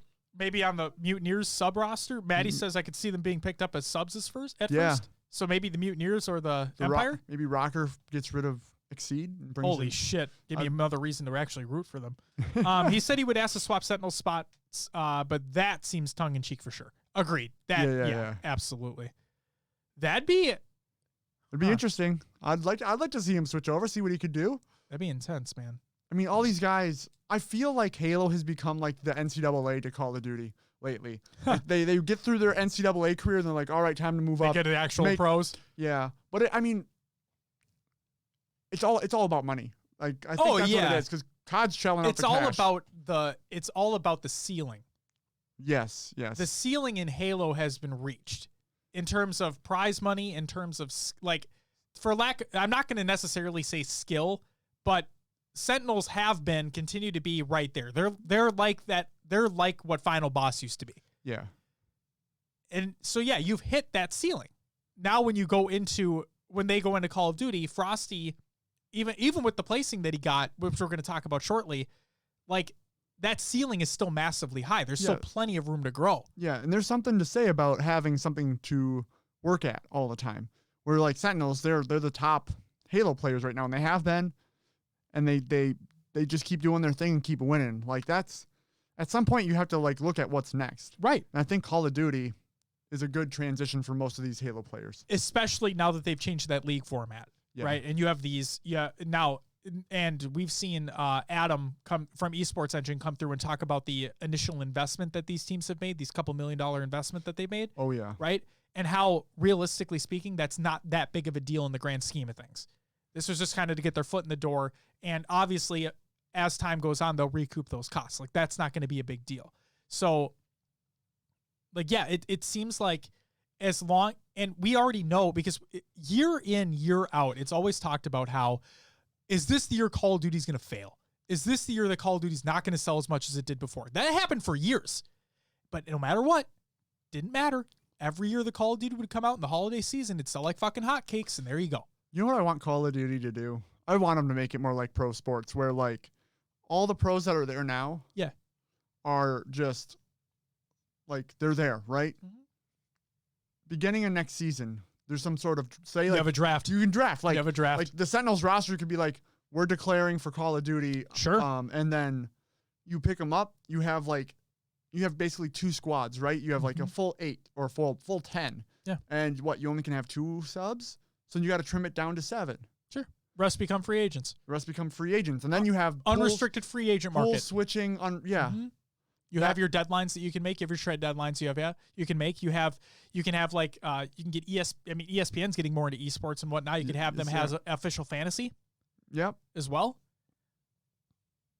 It would just bring more eyes to it, because you have more events throughout the year. Right. Like that's why like football is so big, is because the way their events are planned, like there's always something football related going on. Even like in the off season, it's okay, off season when we have retirement shortly after the off season. After that we have free agency and then the draft. Yep. And then you have deadlines for contract extensions. Yep. You have deadlines for contracts in general to be signed. Yep. And there's always football news coming out. Absolutely. It keeps people invested, keeps people interested. Always. And even during the downtime, there is basketball. But yes, there is always something going on in terms of football. No matter what. There's always something to talk about. There's always a player in the news. Right. Right. And I think that's like these teams, the way they're able to like drop players, bring players on and form. Yeah. Like there's not much interest in it because they just do what they want. Right. There's no like if say like Formal, right? He hasn't had the best year this year compared to his other seasons. Say like he gets dropped from Chicago, there's no guarantee he's going to be picked up from someone else if there is that free agent market. Nope. And I guess there still isn't a guarantee. No. But I feel like he would be picked up. Sure. But I think he has the skill in the like game awareness that he would be picked up. But the fact that there's no deadline, there's no there's no like urgency. Yes, or there's no urgency. Mm-hmm. I mean, I'm sure as soon as this year ends and we get a glimpse at the new there will game, be shakeups. There'll be roster mania again. Absolutely. For Call of Duty. And we'll talk about it. And it'll be crazy. But there's like, why is there roster mania? Why not make these guys compete within whatever contracts they have year after year? Right. And it sounds like we're getting Well, first, Bobetta, he says, I have a question for both you guys. It's not related to the topic, but would like to see your hear your thoughts on it. And sorry, I had to put attention to my work for a bit, but if you said anything towards me, I just did. So please let us know what that question is. We'll address it. Absolutely. And then Prof says, I mean, Shotzi was chosen MVP in the CDL. So that says something about pro players. And we're going to talk about that too. Oh yeah. But yeah, I think that, so this is the first year this has been a thing, right? The CDL being a league-based format, right? Clearly, the online nature of what happened with COVID and whatnot has hurt things in terms of the competitive integrity of the game. I've heard people getting booted off, like kicked offline and whatnot. Oh yeah, and they have to continue the match. Right. It's a nightmare, right? Yep. The CDL is doing the best that they can given the circumstances. I truly believe. And honest to God, I can't believe I'm saying this about Activision, but in my mind, it can only get better because they're learning from this. And we heard from the commissioner, and she sounds like she knows what the fuck is going on. Yeah. So I think that her and the team around her know what the fuck they're doing. These organizations know what the fuck they're doing. And I'm genuinely excited. I haven't been able to watch a lot this year besides like what we had at the beginning of the year. Mm-hmm. But I'm genuinely excited to see what happens next year with the CDL. And these finals, really, because of the 4 teams that are still in it. But yeah, I think that they have a lot of room to grow. And every point that you've made, I think if they introduce those aspects, and we got to imagine that they're talking about that stuff. Sure. There's no way that they're just sitting there with their twiddling their thumbs being like, oh yeah, this worked. Yeah, let's just do the same thing again. There's no way. Yeah. So like I said, taking what you're talking about into consideration, I'm super excited for the potential of what next season could bring. And then hopefully, if that does work out really well, right? I don't think Halo does the league format we talked about in a previous episode. Yeah, I don't they think won't. Right. But maybe they could take some of these aspects if this works out for them. Well, I'm just saying, like, competition breeds. They could, yeah. Right. Competition breeds ingenuity. Right. I know what you're saying. Yes. So if they take some of those aspects and they iterated, yes. Innovation. Yep. Innovation. Thank you. If they can innovate and iterate based off of what Call of Duty's doing, it'll only make them better. Mm-hmm. Right. And the cycle continues. And obviously we want what's best for the esports scene in general, obviously Halo, but yeah, I'm excited for Call of Duty. It's going to be cool. Hopefully the game's good, because if the game's not good, that's a whole other story. And that's like the worst part about them, right? Is that you're at the burden of what that game's going to be every year. Because they move on. Like, they don't go back. Yeah, they do some balance updates, but not a lot, not enough. Not enough and not often enough. Well, we did see like the Grau get super pumped up. Yeah. Like medium to long range, no recoil, basically. The Grau was fucking nasty. But, yeah. All right. Bobetta Feta says Halo is probably at one of its highest points when it comes to content. More/bigger streams, YouTubers, and tournament organizers. When it comes to the TO aspect, do you think it's oversaturated to the point that it makes it difficult for the smaller TOs? You have Blue Team, SWAT Nation, Europa, Draft League, all of them, Pro-Am, Midnight Halo, so much more. Face It, Esports Arena running sanctioned online tournaments. And they're all trying to squeeze in their tournaments on 2, maybe 3 days a week. Fine, Friday, Saturday, Sunday, because those are the easiest, most available days to do it. So the question was... Is it oversaturated, right? Yes. Do we believe the tournament organizer market is oversaturated? Oh, do you think this poses a potential problem for both tournament organizers and players? No. The thing that I see on Twitter and Reddit constantly, and I'm not blaming... I'm going to blame the person asking. Okay? Sure. Like the person asking on Reddit or Twitter when you see those posts, you're saying. Yep. They're asking, hey, where's the competitive Halo scene nowadays? Right? Like, where can I compete? Yeah. What tournaments are going on? The reason why I blame them for asking is because they're not looking. They're just asking. Right. They're not taking the 2 minutes to literally just search. Like, all you literally have to do is do a search, and more than likely something's going to come up, right? And now, granted, not everybody knows about the show. Duh, that's obvious. But I make it a point to include Noob Combo in it every single week because Maddie includes nearly everything that's on there. And if he doesn't have something, he asks. He's like, hey, if I don't have something included here, let me know and I'll put it on the calendar. Yep. Right? And so getting to Maddie just says, I get that question a ton, right? That's my problem, right? Are we not doing a good enough, we at Collective as a community, are we not doing a good enough job communicating to as many places as we can the amount of tournaments and how they're happening? Or are those players and those individuals not doing enough due diligence to find out? Right? That's where I'm getting at. That's my rock in a hard place. Do I think that the TO market is oversaturated? Yes and no. Yes, in a sense that it's really hard to keep up with everything that's happening. Yeah. With the amount of leagues, the amount of TOs, the amount of announcements that are made every week, I'm guaranteed I missed something. I know for a fact I missed recaps because, and this is not a jab at Maddie, but A, they're not on Noob Combo yet, and B, this is my biggest fucking pet peeve of all time. Brackets. Hey, tournament organizers, I am not fucking kidding when I say this. To all the tournament organizers out there, this is a mini Josh rant, and I say this all the time.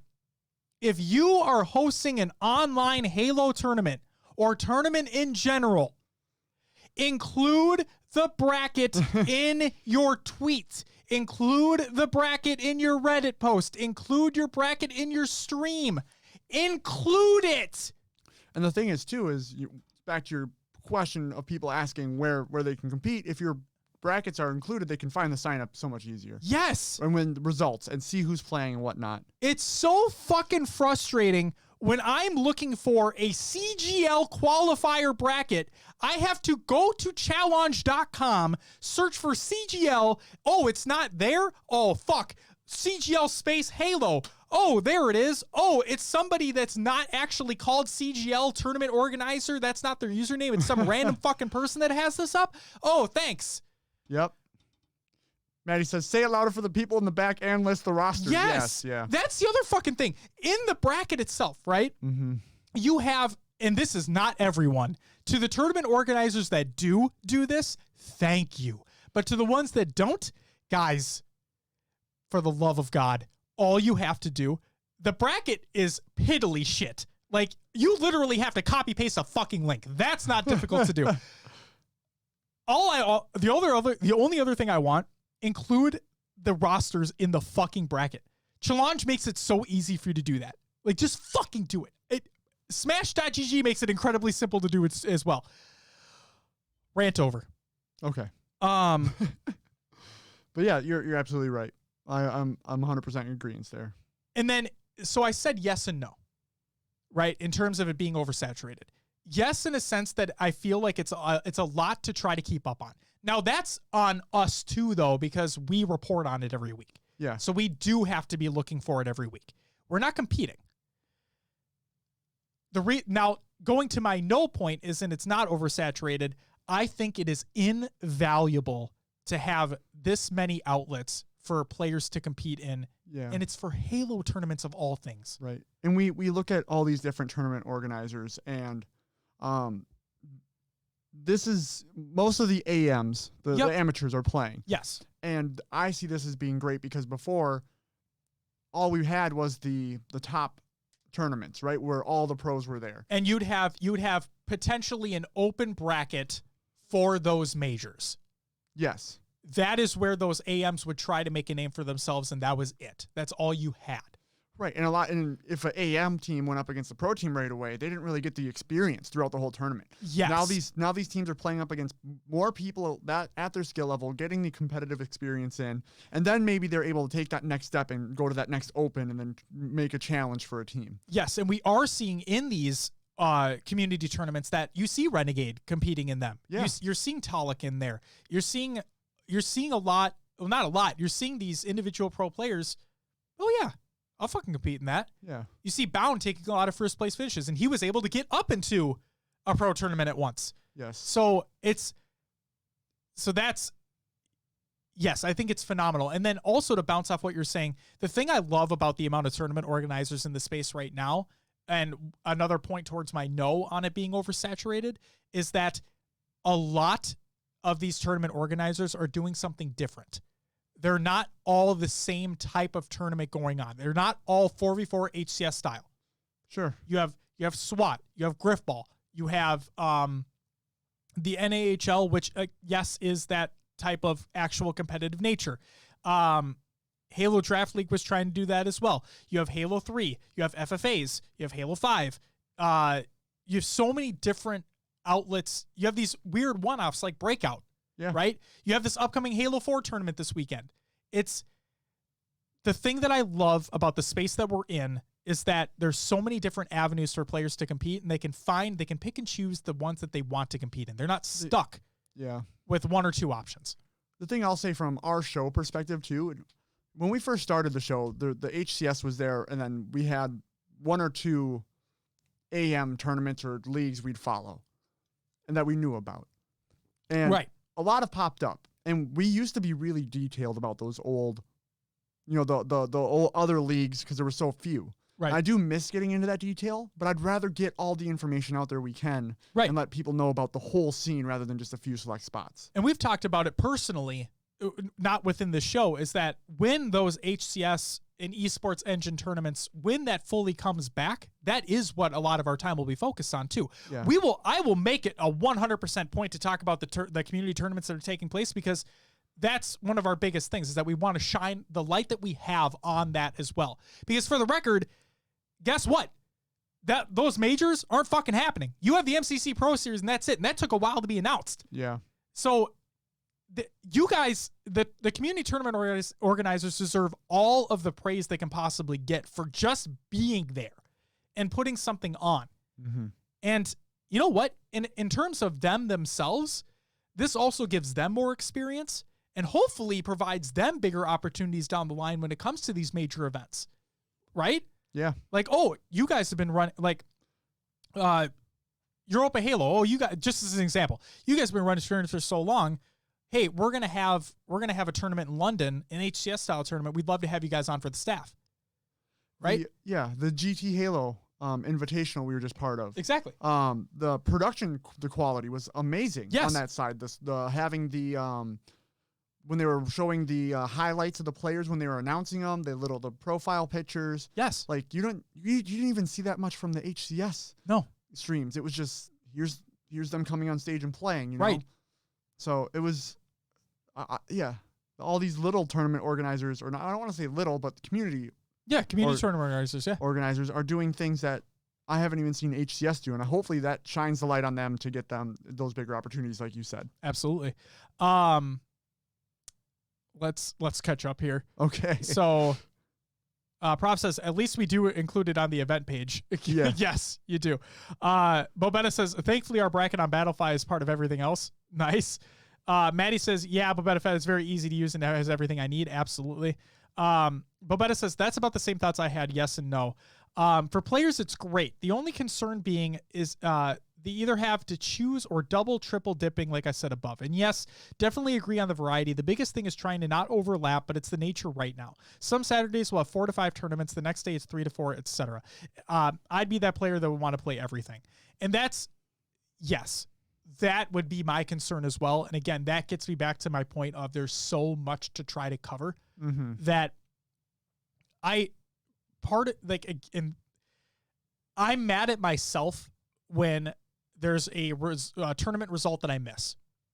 And the reason why I'm upset about that is because I cannot get that information because the bracket's not listed, right?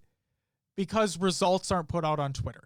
It's the fact that Maddie doesn't even have them on the site, right? And again, let me just preface that again. It's not a detriment to Maddie. It's like the information's not fucking there to get, or it's incredibly hard to obtain. So when I miss something on the show, it's something that I'm really fucking mad at myself for and then I'm mad at the TO because like, why the fuck didn't you just include a bracket? It would have been the easiest thing in the world. Also, one more mini tangent, just real quick. Okay. In terms of the brackets, let's say I'm able to find the bracket.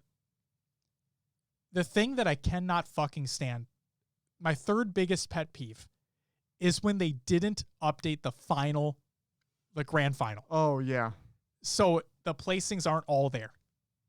So I don't know who got first and I don't know who got second. And I have to go search through, find Twitter handles, find the actual Twitter handle of the organizer. Oh, you didn't tweet it out? Cool. I have to go find the VOD on the stream and I have to go check that out. Okay, we got there. Sweet. And who knows how much VOD you have to scrub, right? Exactly. That's such a fucking nuisance to get through. Maddie says, maybe making a private Discord with the admins for the TOs could be beneficial so everyone could discuss their plans and hopefully plan accordingly. There you go. There's one for grassroots TOs with 3-for-3, but making one that's open for all community TOs would be fantastic. I vouch for that. Maddie says, I also can't stand when they don't post any info on social media and I have to join another Discord to find everything. Like the console gaming league. I added that last part because that's what I had to do. You know what the funny part is? They have a console gaming league Discord, and then they have Discord servers for each individual fucking game. So I had to join 2. Oh, wow. Unbelievable. I mean, I'm all for like getting their communities in locations. That's fine. Especially when we have hundreds of members. I get that, but fuck me. Sure. But yeah.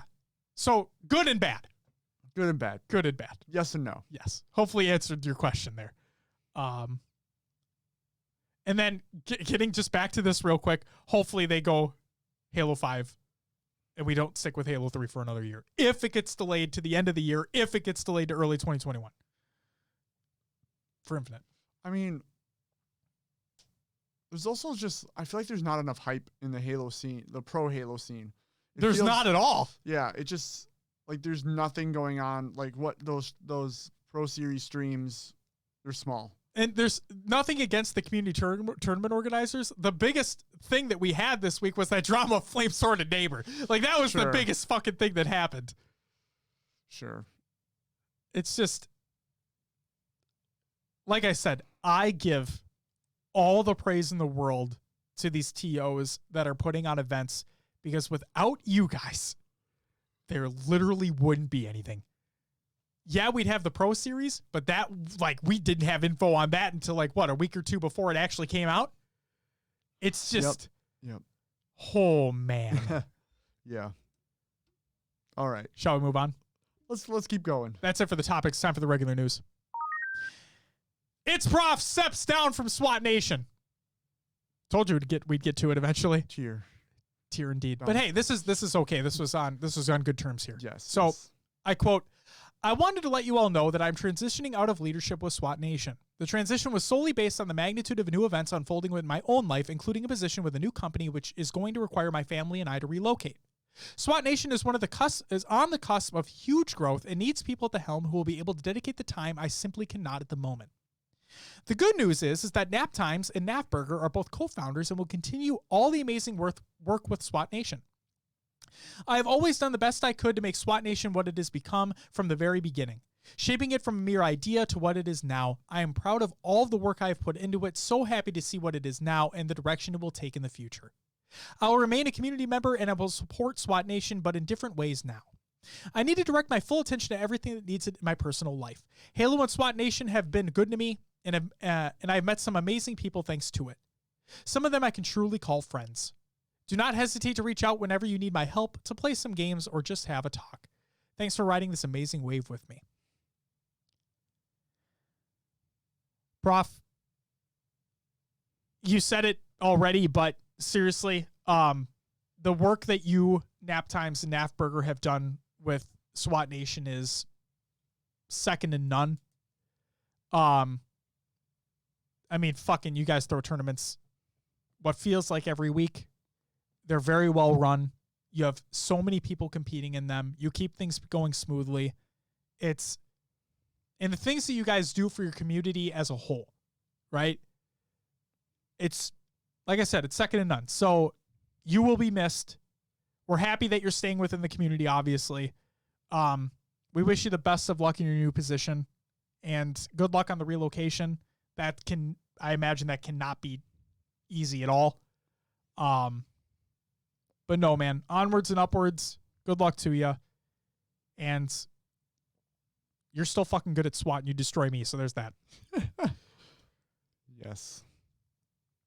Final news story. Got one left. Joel Korolitz, Through the Trees. This is by Sketch. It's an interview with Halo Infinite composer Joel Korolitz. And I'm not going to read through it because you can read through that if you want to. The link's included in the show notes of the show. Listen to the song, though. It's fucking great. You know why it's great? Because it's literally like a remake of a previous Halo song. And it's like it's amped up for Infinite. It sounds really good. All the songs they've released so far for this soundtrack have been just like, this is really fucking good. They're taking a lot of old aspects, bringing it into the new. Oh, I'm so excited. Oh my God. I'm so excited. All right. COD. And other games to watch. CDL playoffs, current standings. Let's talk about it. In 11th and 12th place. These are final, by the way. These are finalized placings, just for the folks at home. 11th and 12th place, you have the Seattle Surge. Rest in peace, Octane. And the LA Gorillas. Taking home $0. Ouch. Ouch indeed. You know what Octane tweeted today? No. I think it was today. He tweeted a picture, like the Wolverine meme? Where like Wolverine's he's got looking the at a picture? Yeah, he has a picture of 100 Thieves. Like his old roster on 100 Thieves when they won the championship. Beautiful. I thought that was fucking hilarious. In 9th and 10th place, you have the Paris Legion and the Minnesota Rocker. Yeah. Taking home a cool $100,000. 20K a player. The fact you went from 0 to 100 grand, that's a fucking jump. Right.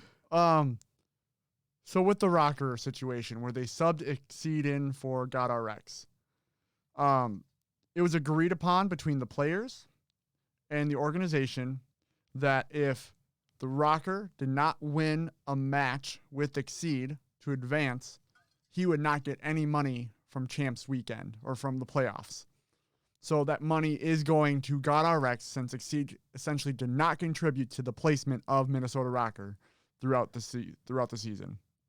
Which, I don't know. I think it's the right thing to do. Yeah. Right? The guy played for your team throughout the whole year, and then in the playoffs, you're like, nah, we're going to switch you out. So Maddie says, imagine investing millions and taking home $0. Yeah. Okay. Let's hold on. A second. We're not taking into consideration other deals that may have taken place. Sponsors. Sponsors, merch sales. Ticket sales. We're not taking into consideration these things. Okay. I agree. I know what you mean, Maddie. That's why I was going to agree and be like, it's kind of funny though that your team's that bad. Also fuck aches. Moving on. You know what's funny? He gets dropped and they fucking steal their shit. This is what I'm saying though. Like we're like, moly. The draft scenario would be cool. Like Seattle Surge and Gorillas get like 1-2 pick, and they get to pick the next upcoming player that might advance their teams in the future. Speaking of which, Timberwolves got number 1 pick for the NBA draft. Did they? We did. Oh yeah, it was the Wild that got screwed. I heard we're not that bad. We'll see. Are we going to be another enter the playoffs right away, but lose first round? It might be. Okay. Also, the Twins are doing pretty well too. The Twins are doing well. Okay. Last I heard, we were a half game in first place. So that means like we've won 12. The next team below us has won 11, and they've played like one less game or something like that. Okay. But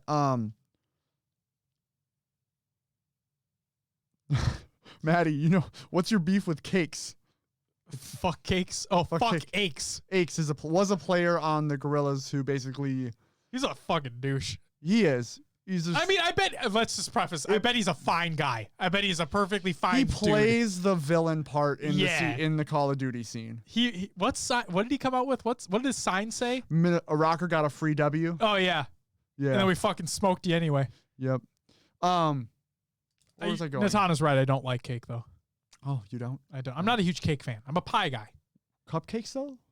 I could fuck with a cupcake. I like a fruit-filled cupcake. Ooh. Okay. Yeah. Yeah. Okay. Also, like we're talking about different kind of cakes now, but I like a strawberry shortcake. You know, Interesting. I like that consistency of the shortcake. Sure. Yeah, It's good stuff. it's great stuff. You know, the Kratos of COD. Fucking Kratos. Yeah. Vicky says I don't either, Josh. Well, I did not know that about the you. Wild. That's what we were talking about. Sorry. So Off track. so they do a lottery as well, the NHL, for their draft. I did not know that. And we were really hoping to get the first overall pick this year. We had a good chance at it, but conspiracy theorist minds, it went through to another major market city for like X amount of years in a row, right? Sure. Yeah. And people are starting to be like, okay, like all these big name teams are getting the first pick every year because they bring in more money, more fans, more whatnot. Yeah. It's starting to kind of turn gears in people's heads to be like, okay, what's going on? But we have Fiala, who's an up-and-coming player. He seems to be doing well. Did not do great in the playoff series this year. He got tossed around a bit. Okay. But I think he's newer. He needs to learn what he needs to do.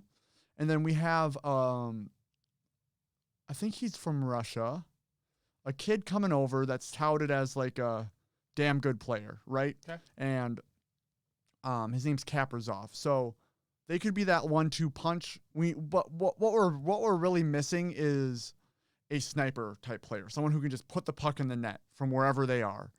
And we need a superstar sniper, like an Ovechkin or like a Tarasenko on the Blues, someone who can just fire and score goals. That's what we've been missing for a long time. But yeah, anyway, sorry. So what pick do we have? Do you know? 9th. All things considered, it's not terrible. Out of 30 teams, yeah. Yeah. 9th, top Upper third? Yeah, that's not bad. So It would be better, obviously, if we got higher, but I mean, it's not bad. the thing is like usually like the number, like Oh my maybe the God. top couple picks can probably play right away. The other ones most likely will go to the, Rangers got number 1. Rangers, what is that? The New York Rangers. Okay. Hey, Maddie, how are your subliners doing? Oh, wait. Speaking of, we left off at 9th, 10th. So 8th place went to New York Subliners, $175,000. Also with them was 7th place, the Florida Mutineers. Mutineers. You just like saying mutineers? I do. I really like saying them like that. With $175,000 as well. Frosty. Yep. Obviously, they wish they did better. Both teams wish they did better, but I mean, better don't than all- Rocker. Fuck you, Maddie. Don't all teams wish they did better? Clearly, yeah. Toronto Ultra in 6th place with $300,000. Fucking squirrels. The fucking squirrels, bro. That team change worked for them. Yep. Holy fuck. Surprising. Them and New York, to be honest. Yeah. And then another team change that heavily worked out in their favor that went the fucking distance. Oogla. Ogla, Optic Gaming LA with $300,000 in 5th place. They went up against the Chicago Huntsmen, so old Optic versus new Optic. Oogla versus Oogla. It was like OGLA versus OG. Yeah. OG Optic Gaming. Yeah. Or Old Guard of Optic Gaming. Yep. Yep. And that went the fucking distance. That went game 5, round 11, Yep. SND, 1v1 1v1 to finish it off.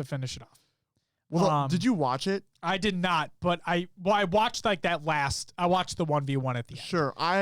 So I didn't watch. I obviously didn't watch the Right. event live. Right. But I went back and watched the VOD of that last series, and oh my god, it was something. People It was were talking. amazing. It was like the thing that like just shoved COD up into the light. Like it was incredible. So people were talking about that, including Hex and everybody, and like this. That's the type of shit that Hex. He said that regardless of what the outcome was of that, he's happy that it ended with both like new Optic, old Optic going up against each other. Yeah. And that it went the distance that it did. Yep. Because that's the type of series, like you said, that propels it up further, puts a bigger light on it, brings more people in. Yes. I will also go back and watch that. Beth says, did I see that Ogla were playing outside of Cali this weekend? That could play a part too. Oh my God, the last series was amazing. I don't even like this COD. I do need to go back and watch that though. As for playing outside of LA, I have no idea. Okay, that brings us to our top 4. These teams still need to play. And those 4 teams are the Atlanta FaZe, the Chicago Huntsmen, the Dallas Empire, and the London Royal Ravens. London Royal Ravens in top 4. Something that near the beginning of the season, nobody would say. Congratulations to them to getting in the top 4. The other 3 teams, Dallas Empire started off rocky. And then they finally hit their stride, started making an absolute run. Chicago started off hot, didn't really make a run until the very end where it mattered. And then Atlanta were just hot the whole fucking way through, basically. Yep.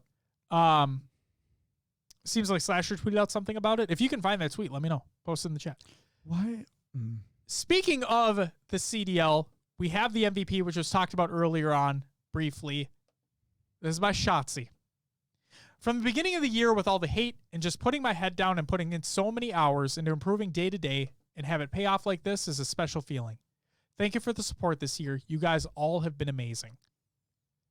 Shotzi won MVP of the CDL. Yeah. He surprised everyone. Like, remember the first event, people were making fun of him. Not good. But he just rebounded like that. He did. He showed what he could do when he became a world champ. It's funny because they, just like they talked about him in Halo, they're talking about his movement in Call of Duty. He's that good. It's crazy. They're talking about, man, his fingers must be flying with those button combos that he's pressing. And that's the thing too, is that you have limited. That's a poor term, but you have more limited mobility than you do in Halo. Yeah. So you have the slide, the jump, and the vault. Sprint. Right. That's it. That's all you got. Right. Yeah. And so the fact that he's able to do what he's able to do, the fact that he's so young, and he could be the next multi-game champion. Could be. Well, something I see him doing, and it probably comes from Halo, is, you know, when people peek a window, they'll just like slide and peek it, right? Or they'll jiggle peek it. Shotzi's bringing like the jump peeks, right? You jump and then jump into the window. So it's a different look sometimes, and it might just throw that player off enough. Or slide and pop up into the window. You know, it just seems different. But what we have here for the rest of CDL, elimination round, it will be Huntsman versus Ravens. Huntsman should win that game. I believe so as well. Maybe I'm counting London out here, but when I look at the roster, I think Chicago has that. I wonder if they're going to be shook after the Optic game, though. I doubt it. Or is that because, like, there's I would think they'd be fired up. There's something to the psychology of winning a game like that going into the next game that you usually lose. That's true. My question is that psychology based off of having to play that next game right away? Sure. Or there being a delay to it? Well, you look at it in football, too. The whole thing with, like, it's the Super Bowl slump. Or the like the Minneapolis Miracle that happened here in Minnesota. We were a disaster the next game. Right. And then that has But we never thought we were going to win that game in the first place. But that's been proven throughout history of sports. Sure. Is that teams who win in a fashion like that often fall apart the next game. Sure. So, I mean, you have a week between football. You have a week here. I would hope that with the competitive nature that we have with that Huntsman team, that they don't falter like that. Yeah. Because if anything, we want a close series. Like, that's obviously what we want. I honestly think it's going to be another 3-2 to whoever it goes to. Who do you think it goes to? Honestly. I give the edge to Huntsman, but you can see it going to London. I am not counting London out with the way they've been playing. Okay. I won't count them out either, but I think that Chicago will win that. Let's see, because, I mean, the Ravens took out Legion. They took out the subliners who have been hot. Yeah, Legion were shit, though. They are. Let's be real. And they took out Ultra, who surprised everybody. They did. Once they made that roster change, they were pretty fucking good. and the subliners was a 3-2. I think the was subliners and the close one, subliners and Huntsman have been on par with each other leading up to this. Sure. And nobody thought that Optic were going to make the bounce back that they did either. So okay, that could very well be a very close series. And then, so we have, let's just say Huntsman move on. Sure. We have FaZe Empire. I think Empire has gotten FaZe a couple times throughout the year, haven't they? The Huntsmen haven't, but I know Empire to me, has. That's the series to watch. Yeah. I mean, both are obviously, but that you have. Those holy are shit. We're down to the Titans here when it's Empire and FaZe and then Huntsman. The way that both of those teams have been playing, it's nuts. I can't even tell you. Like, it could be a hot 3-0 on either side, or it could be a 3-2. Part of me is pissed that those aren't the teams in the final. Well, it's the winners final, right?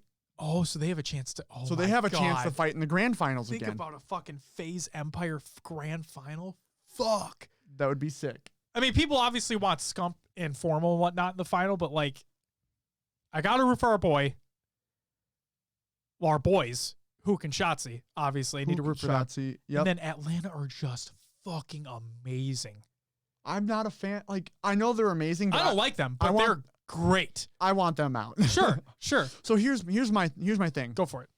If FaZe wins that game, Empire would drop down and play against London. Or Huntsman. The Huntsman-London game is a knockout game. Oh. So they're playing against Huntsman then. So if Huntsman wins, I think the Huntsman are going to move on. Yeah. So if Empire falls and plays against Huntsman, man, these finals are going to be insane. I know. Here's my prediction, though. I'm going to say. Go for it. What I've been trying to say. We're on the record. Yep. If Huntsman move on and Empire drops down, Empire has a chance to make it back against FaZe. If FaZe loses and drops down, Chicago's out, no matter what. I think either. You think FaZe beats Chicago hands down? Yep, but I think if Empire plays Huntsman, that's either or team can come back. And then I think if FaZe wins winter finals, I think they win grand finals. If it's Empire that wins winter finals, toss up again. Toss up. Okay. A lot of ifs, ands, or buts about that one. Well, you have to with a double bracket. Oh yeah, and you have 4 teams left. I get it. Beth says, I was wrong about him for sure. I said I couldn't see a team taking a chance on someone who'd never competed in COD when they made that much of an investment. Prove me wrong for sure. Absolutely. And then the tweet from Slasher was, that tournament literally showed it. We were different players outside of California. It'll forever be a question of how good we could have been given a fair chance. I'll Slasher on Twitter. Okay. All right. There you go. Those matches are going to be fucking awesome.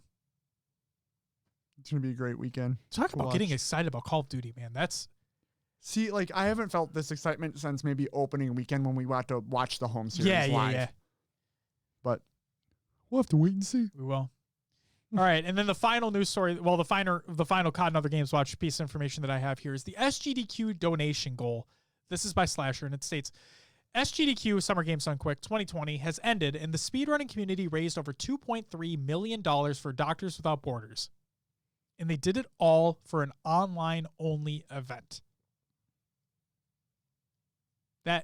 I'm wearing my AGDQ shirt right now. Yeah. But like, no, I'm an asshole because I totally forgot to put it in the show last week when it started. But seriously, if you guys, even if you don't like speedrunning as a thing in video games, if you just love gaming in general, please like watch these events as they happen. There's 2 a year. There's 2 majors a year. There's AGDQ, which is in the fall, Awesome Games Done Quick, and there's SGDQ, Summer Games Done Quick, which is in the summer, obviously. And SGDQ for the past few years, when it was a live event, it used to be here in Minnesota. Yep. And Bloomington. Yes. But seriously, like when it goes on, the 2 major events, tune in if you can. Sometimes there's even Halo runs that are in there. They're insane. The community is fantastic. They put their schedule up well in advance so you can search through. Oh, nice.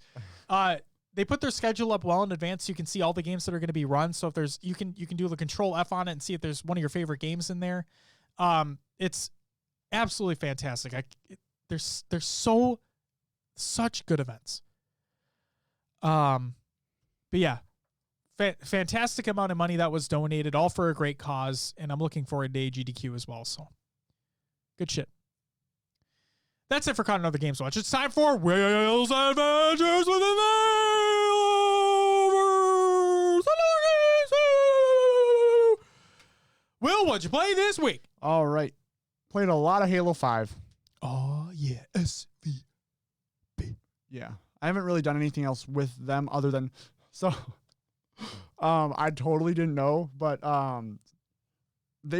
So a group of guys from SVP were in a locked voice channel, right? I could not enter. But then one of them started streaming. So you got in there. So I got in there.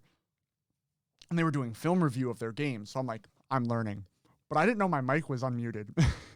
So Vicky was like, we were doing things with like wrapping gifts, and paper was crinkling, and all of a sudden I saw my like thing flash. I was like, whoops. So I muted myself, and I just sat in there the whole time. And then once they got done with the film review, like they unmuted, one of them unmuted, was like, hey Mayhem. I'm like, hey guys. I was just trying to learn something here. Sure. That's awesome. And they were like, oh no, it's cool. And they were fine with me being in there. That's funny as fuck though. So, but yeah, I was like, I just crashed their watch party.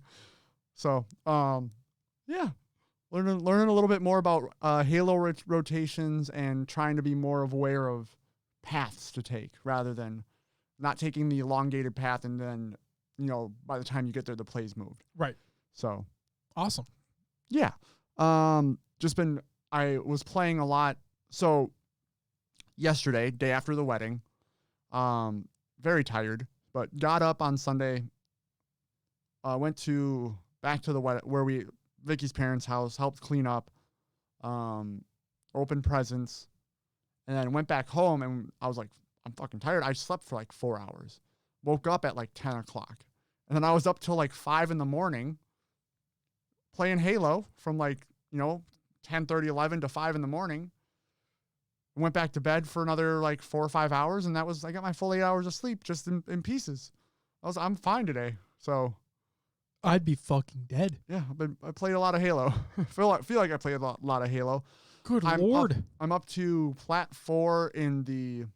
Oh, is it the... I'm Solo Plat queue? 4... Yeah, in either solo or just Team Arena. Okay. I'm doing better to the point where, like, I'm slaying out more rather than just, like... Before, I just throw myself at the objective and try to be objective efficient, but really what I'm learning is... You have to get the slays first to then go after the objective. Yes. So I'm trying to get more, rather than like, say on truth, capture the flag. I'm not just trying to like fly around up to P2. I'm trying to like work the bubble more, or work over and wait for them to peek out before I, then get a kill, right. Then move up. Yeah. Where before I was like, I'm just trying to get to this position. I'm hurrying there. So I'm learning my positioning a little bit better, or just trying to get picks. Awesome. But I feel like it's improving my game awareness. Yeah, that's what I'm looking for. Yep. Yeah, but just my awareness a little bit more. So fuck yeah, dude. I'm loving me some Halo 5 right now. Prof says we should play together soon. Hell yeah, man. And then Bobetta says, didn't play a lot of Halo, but I did 36 holes of disc golf yesterday. I was completely dead when I got home. Damn, I can barely make it through 18. I don't know how you did 36. And that was like 5 years ago that I used to play disc golf. So I mean, the time I played with you, we did 9 holes. And yeah. You wanted to dip. Yep. You were ready to go. It was hot. It was hot. Yeah. That's part of it. It was. You're out in it was fun though. Elements. Yeah. Fun. Vicky says, dang, and Prof says we should play together soon. Natana says, now you can teach me, Billy, or Will. Sorry. Oh, yeah. Teach Natana how to play, Halo? Yeah. I don't know if I'm that good of a teacher. I'm still trying to figure stuff out Competitive. myself. Competitive? Yep. Arena. Oh, great. Okay. We'll get you out of that. What is she? Bronze. She's bronze. No, wait. You might be. Wait, she might are be you silver? Wait, no, I think no, she no. went up to silver. She's silver or gold, actually. Very nice.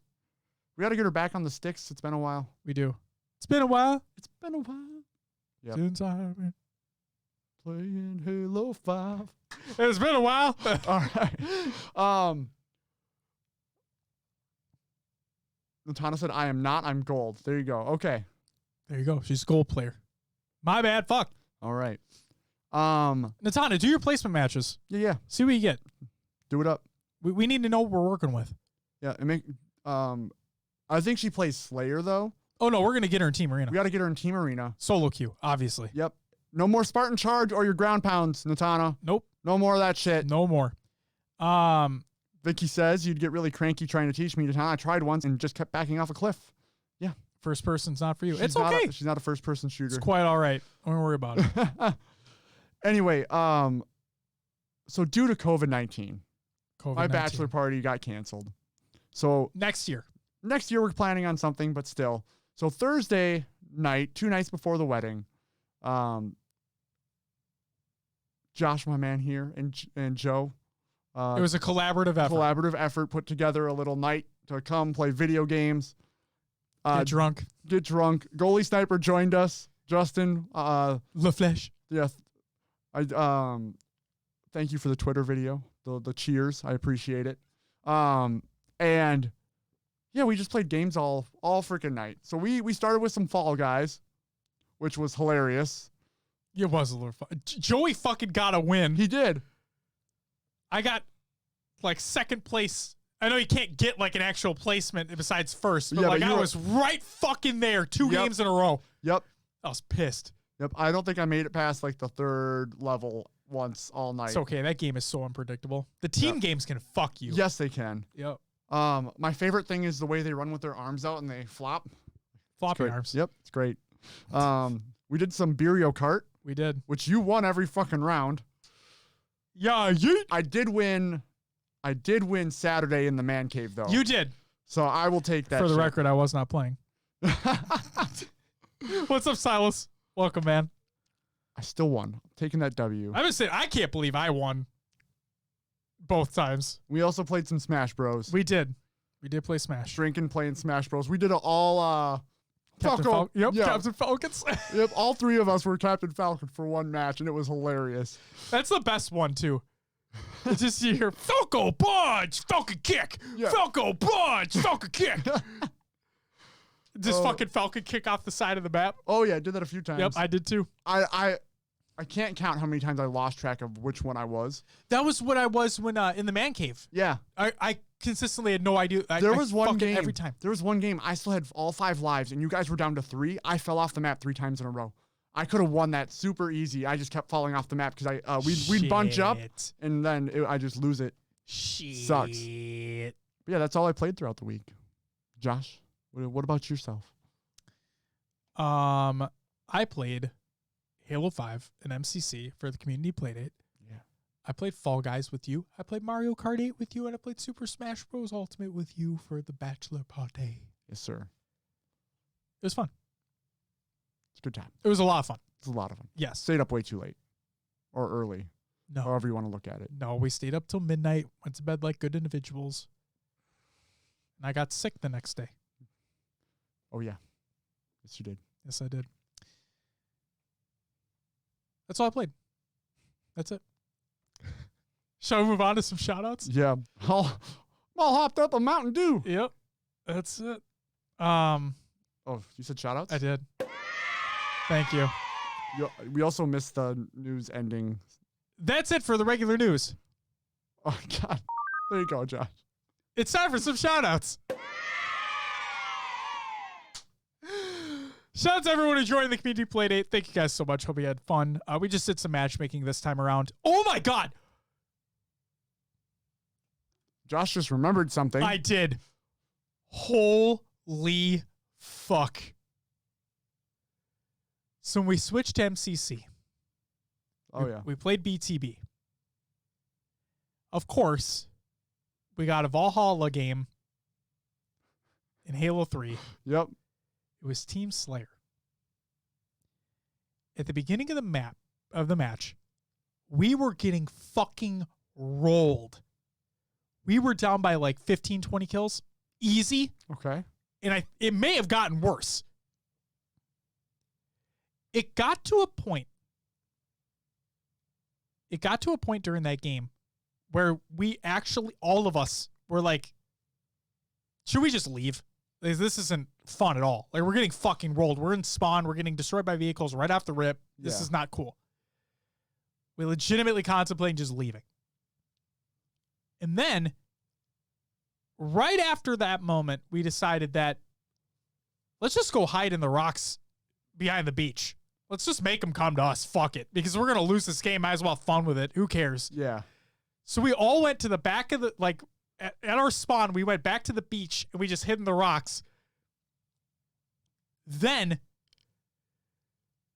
we got a couple kills. We were still down by a massive amount, but we started getting a couple kills. And then we just had fun. And by having fun, I mean, Shot and I literally crouched all the way to Pelican and just hid there. And just waited. They were sitting top mid. They were there with Spartan laser and everything. They had vehicles, the whole shebang. We just sat there. Then I got a shotgun, and I got the regen that spawned near Pelican. And I just waited. Yeah. Eventually, one would come my way, and I'd kill him. They know I was there, and they tried to nade me out, but they never got me. Shot came over. Then Beth started making plays. Justin started making plays. All of us started making plays. We came back, and we tied the game. Then we fucking won. Really? I am not kidding. We all were ready to leave. Yeah. We were down by upwards of like 20 plus kills. And we won that fucking game. I couldn't believe it. It was probably the weirdest, most insane game of Halo that I think I've ever played. Just from like playing it chill, hiding, having fun. Yup. And we just didn't care. Yeah. And then we looked at the score like, what the fuck just happened? That's something. Beth says, I got in the gunner on the Warthog for like the first time ever. It was insane. And that was the thing too. When we were playing H5 and whatnot, I'm like, what if we just use vehicles in BTB? Because we never did. Yeah. And then we just started to, and we started winning. But no, that game of Valhalla was unbelievable. I forgot, I think it was Hero Spartan. Fucking destroyed, I think he stuck the Warthog that had like 2 or 3 people in it to destroy that. Somebody took down Banshees. It was just insane. I can't believe we fucking won that. Like Beth says, literally just screwing around. Maybe that's it. Maybe BTB isn't about the competitive sweaty side. It's about just messing around and making things work. And that's exactly what happened. It fucking worked. So yeah, again, shout out to everyone joining the community, played it. Woo! It's late. I'm tired. Shout out to everyone who followed and subbed during the live show. That includes Beth with the 4-month resub and Deadbolt. Thank you for the follow as well. You guys are fantastic. Happy belated birthday to Batchford, Suspector, and Renegade. Happy belated birthday to you, gents. And then, as Beth said, shout out to Lady Echidna for hitting 152 today. So congratulations to her. And then shout out to Will and Vicky on getting married. Thank you. I'm going to give you a thing now. Right now? Right now. I have the Pro Talk backpack. Ooh, boy. I'm nervous to do this. Here you go, Will. It says the Boyers. The Boyers.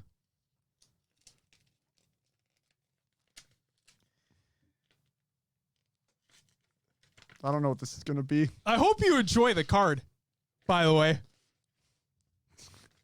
For the record, I fucking hate it, but I found it. You'll read the message on the inside. Why do you hate it? Because read the message on the inside. It's a fucking pun. It's a pun. I found that. All right. It's two like wiener dogs, right? That's what they are. And it says, you two be long together. Yes. Yep. You don't have to read that out loud if you don't want to.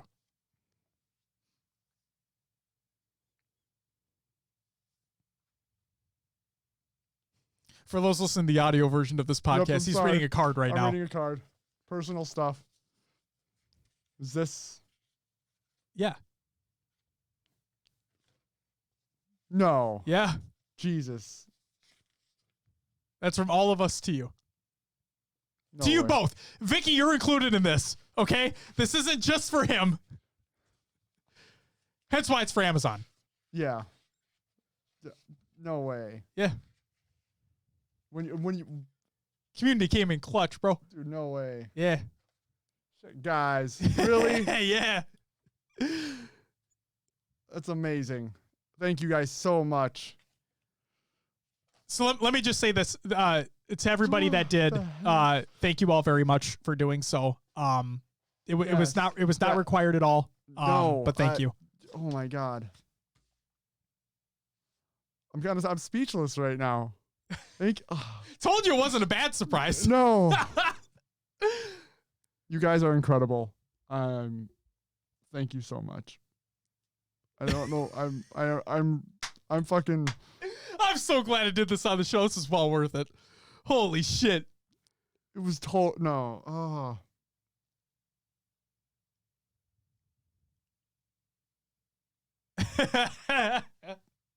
It was so hard keeping this a secret too. Yeah. I had to DM everybody because I was gonna make a private channel in Discord, but you're an admin, so I can see everything. Yeah, and I'm like, and then I talked to Dom, and he goes, "Why don't you just take him off admin?" And I'm like, "No, because then he fucking realize something is up if I got rid of his admin status. Fuck that." Right. So, yeah, I had to DM everybody. I'll tell you. Sure. After, because there's some messages as well that I think they wanted to say. Okay. Again, thank you everyone whoever was in on this. You guys are so incredible. I've said it before. I love all you guys. Everyone who's here keeps us going, keeps me going with this, and I am truly speechless right now. I don't know. Maddie says, "Don't tell him my message, please." All right. So there you go. Enjoy. That's choking me up. You deserve it. You both deserve it. Damn it. But you guys didn't need to do that, but it's very much appreciated. Y'all are incredible. You're incredible, Will. I'm okay. I don't know. You're unbelievable. Tell me, Josh. The message I'm thinking she's talking about. Yeah. No, I'll tell you both. Those who left them, I'll include. After the show, we can talk about that later. Will's the best platinum player of the game. Will's the best platinum player who doesn't deserve to be a platinum player in the game. That's what Will is. I don't know about that. I know about that. Take our word for it. Yeah. That's it for the shout-outs. Yeah, it's probably just because I solo queue all the time. Yeah. Time for community creations. We have Halo memes every day, obviously. We have clips of the week number 68 by High Tech Redneck. Next week's going to be nice. 69. 69. Nice. Halo logo remix. This is by Ethereal EOD. They're really fucking cool. Check them out. We have the Halo Infinite official soundtrack, Through the Trees. This is by Halo, obviously. Halo free agent list. This is by Halo Competitive Hub. You can go and check out the tweet to that. We have tips to become a pro player in Halo Infinite. That's by Snakebite. It's a YouTube video. Go check that out. Interesting. And then we have the Halo Infinite campaign demo made in Halo 5 Forge. This is by Duquesne23. Check out the YouTube video as well. That's it for the community. What? Did we have Sane's video last week? No. Wait. No. Maybe. What? What video was that? Sane put out a YouTube video of just how to improve gameplay. I forgot. I don't know if we did. We'll take a look and we'll get it out there if not. There you go. Will, that's it for the community creations and the shoutouts. That's all I got for this week. It's getting pretty late. Therefore, would you please plug the show? You can find us on your favorite podcast services. Just search for HCS Pro Talk. We are on iTunes, Google Play, Podbean, Stitcher, Spotify, and others as well. Pocket Cast if you're JK Fire. Yes. Leave us a review and let others know about the show. Discord, join the community discussion. Lots of great talk going on over there. We got all sorts of channels for everything, really. And we don't have separate Discords for like each channel. Console Gaming League, get the fuck out of here. God damn it. You can join the Xbox Club or Spartan Company. Hopefully those are used in Infinite because right now they're not doing shit. We are on the social media, Twitter, Instagram, Facebook, YouTube. And if you're watching live, you know we're on Twitch. Come check us out. We have our own eSportspedia page. We have a website, hcsprotalk.com, where you can find our merch. Go check them all out. Check it out. Check it out. Josh, do we know what's on the next episode? Fuck if I know. Maybe some more Infinite leaks. The next episode. Love it. There we go. Soup Dog. So yeah, I don't know we'll have the MCC Pro Series Pro results. Obviously, we're gonna have some other tournament results to talk about, but Yeah, we'll see what happens in terms of leaks or hopefully some information in regards to the actual fucking video game. But no, I don't know. It's going to be, this is some weird, like, this isn't a drought. This is just a weird time. Now we know the game comes out in 2021, right? We still know the console's coming out in November. We still don't have an official date. We still don't have an official price.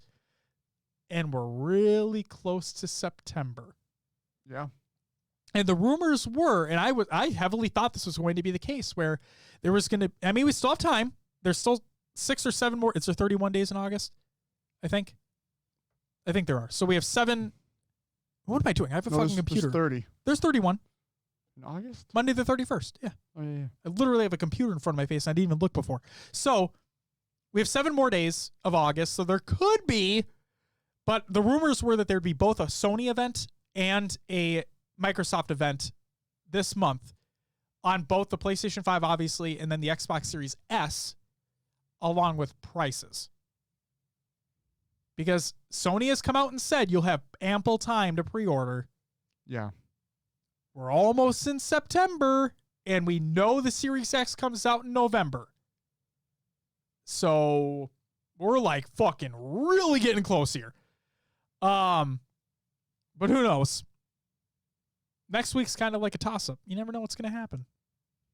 I mean, that's competitive Halo in general. You never know what the fuck's going to happen in this space.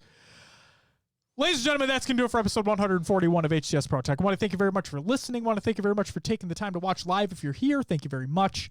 We'll be back next week to talk about some more shenanigans and hopefully no more Taco Bell removed items. But who the fuck knows? It'd be appreciated. I mean, it'd be more appreciated if they brought those things back. Yeah. But, you know, we can't always get what we want, but sometimes you just might find you get what you need. Ladies and gentlemen, that's going to do it for us. We'll catch you next week. But until then, bye.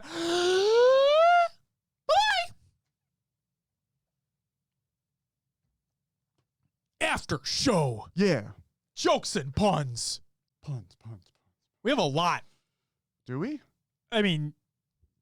Oh, Monday to Monday, right? Yeah. Monday to Monday.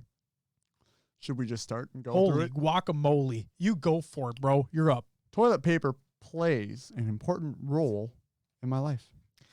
Orion's belt is a big waste of space. I like that one, actually. I'm glad. This gravity joke is getting a bit old, but I fall for it every time. Fall Guys. What's the difference between a bad joke and a dad joke? One letter? The first letter. Ding, ding, ding. I used to hate math until I realized decimals have a point. I thought that was pretty clever. That was okay. I passed a cabinet maker's truck. Its side said counterfeiters. That one's okay, too. That works. My friend asked me how I bake my bread. I said I couldn't tell him because it was a need-to-know basis. Because you need dough. Yeah. Need to know. Somebody stole my lamps. I couldn't be more delighted. They missed out. Instead of a need-to-know basis, it should have been need-to-dough. Oh, it could have been a twofer. Holy fuck. You should be writing these calendars, Will. Maybe I just should. Oh, my God. Send an email to me. You fucked up. Today, I have met the vegetarian brother of Bruce Lee.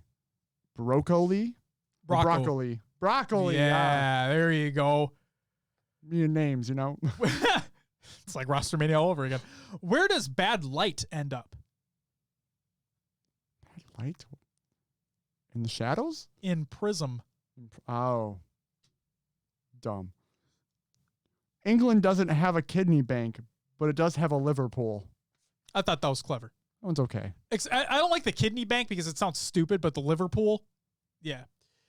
Did you hear about the fortune teller's vacation? She went to Palm Beach. This is such an old joke. Oh, I know. I wondered why the baseball was getting bigger. Then it hit me. Why was the mother flea feeling down in the dumps? Because she thought her children were all going to the dogs.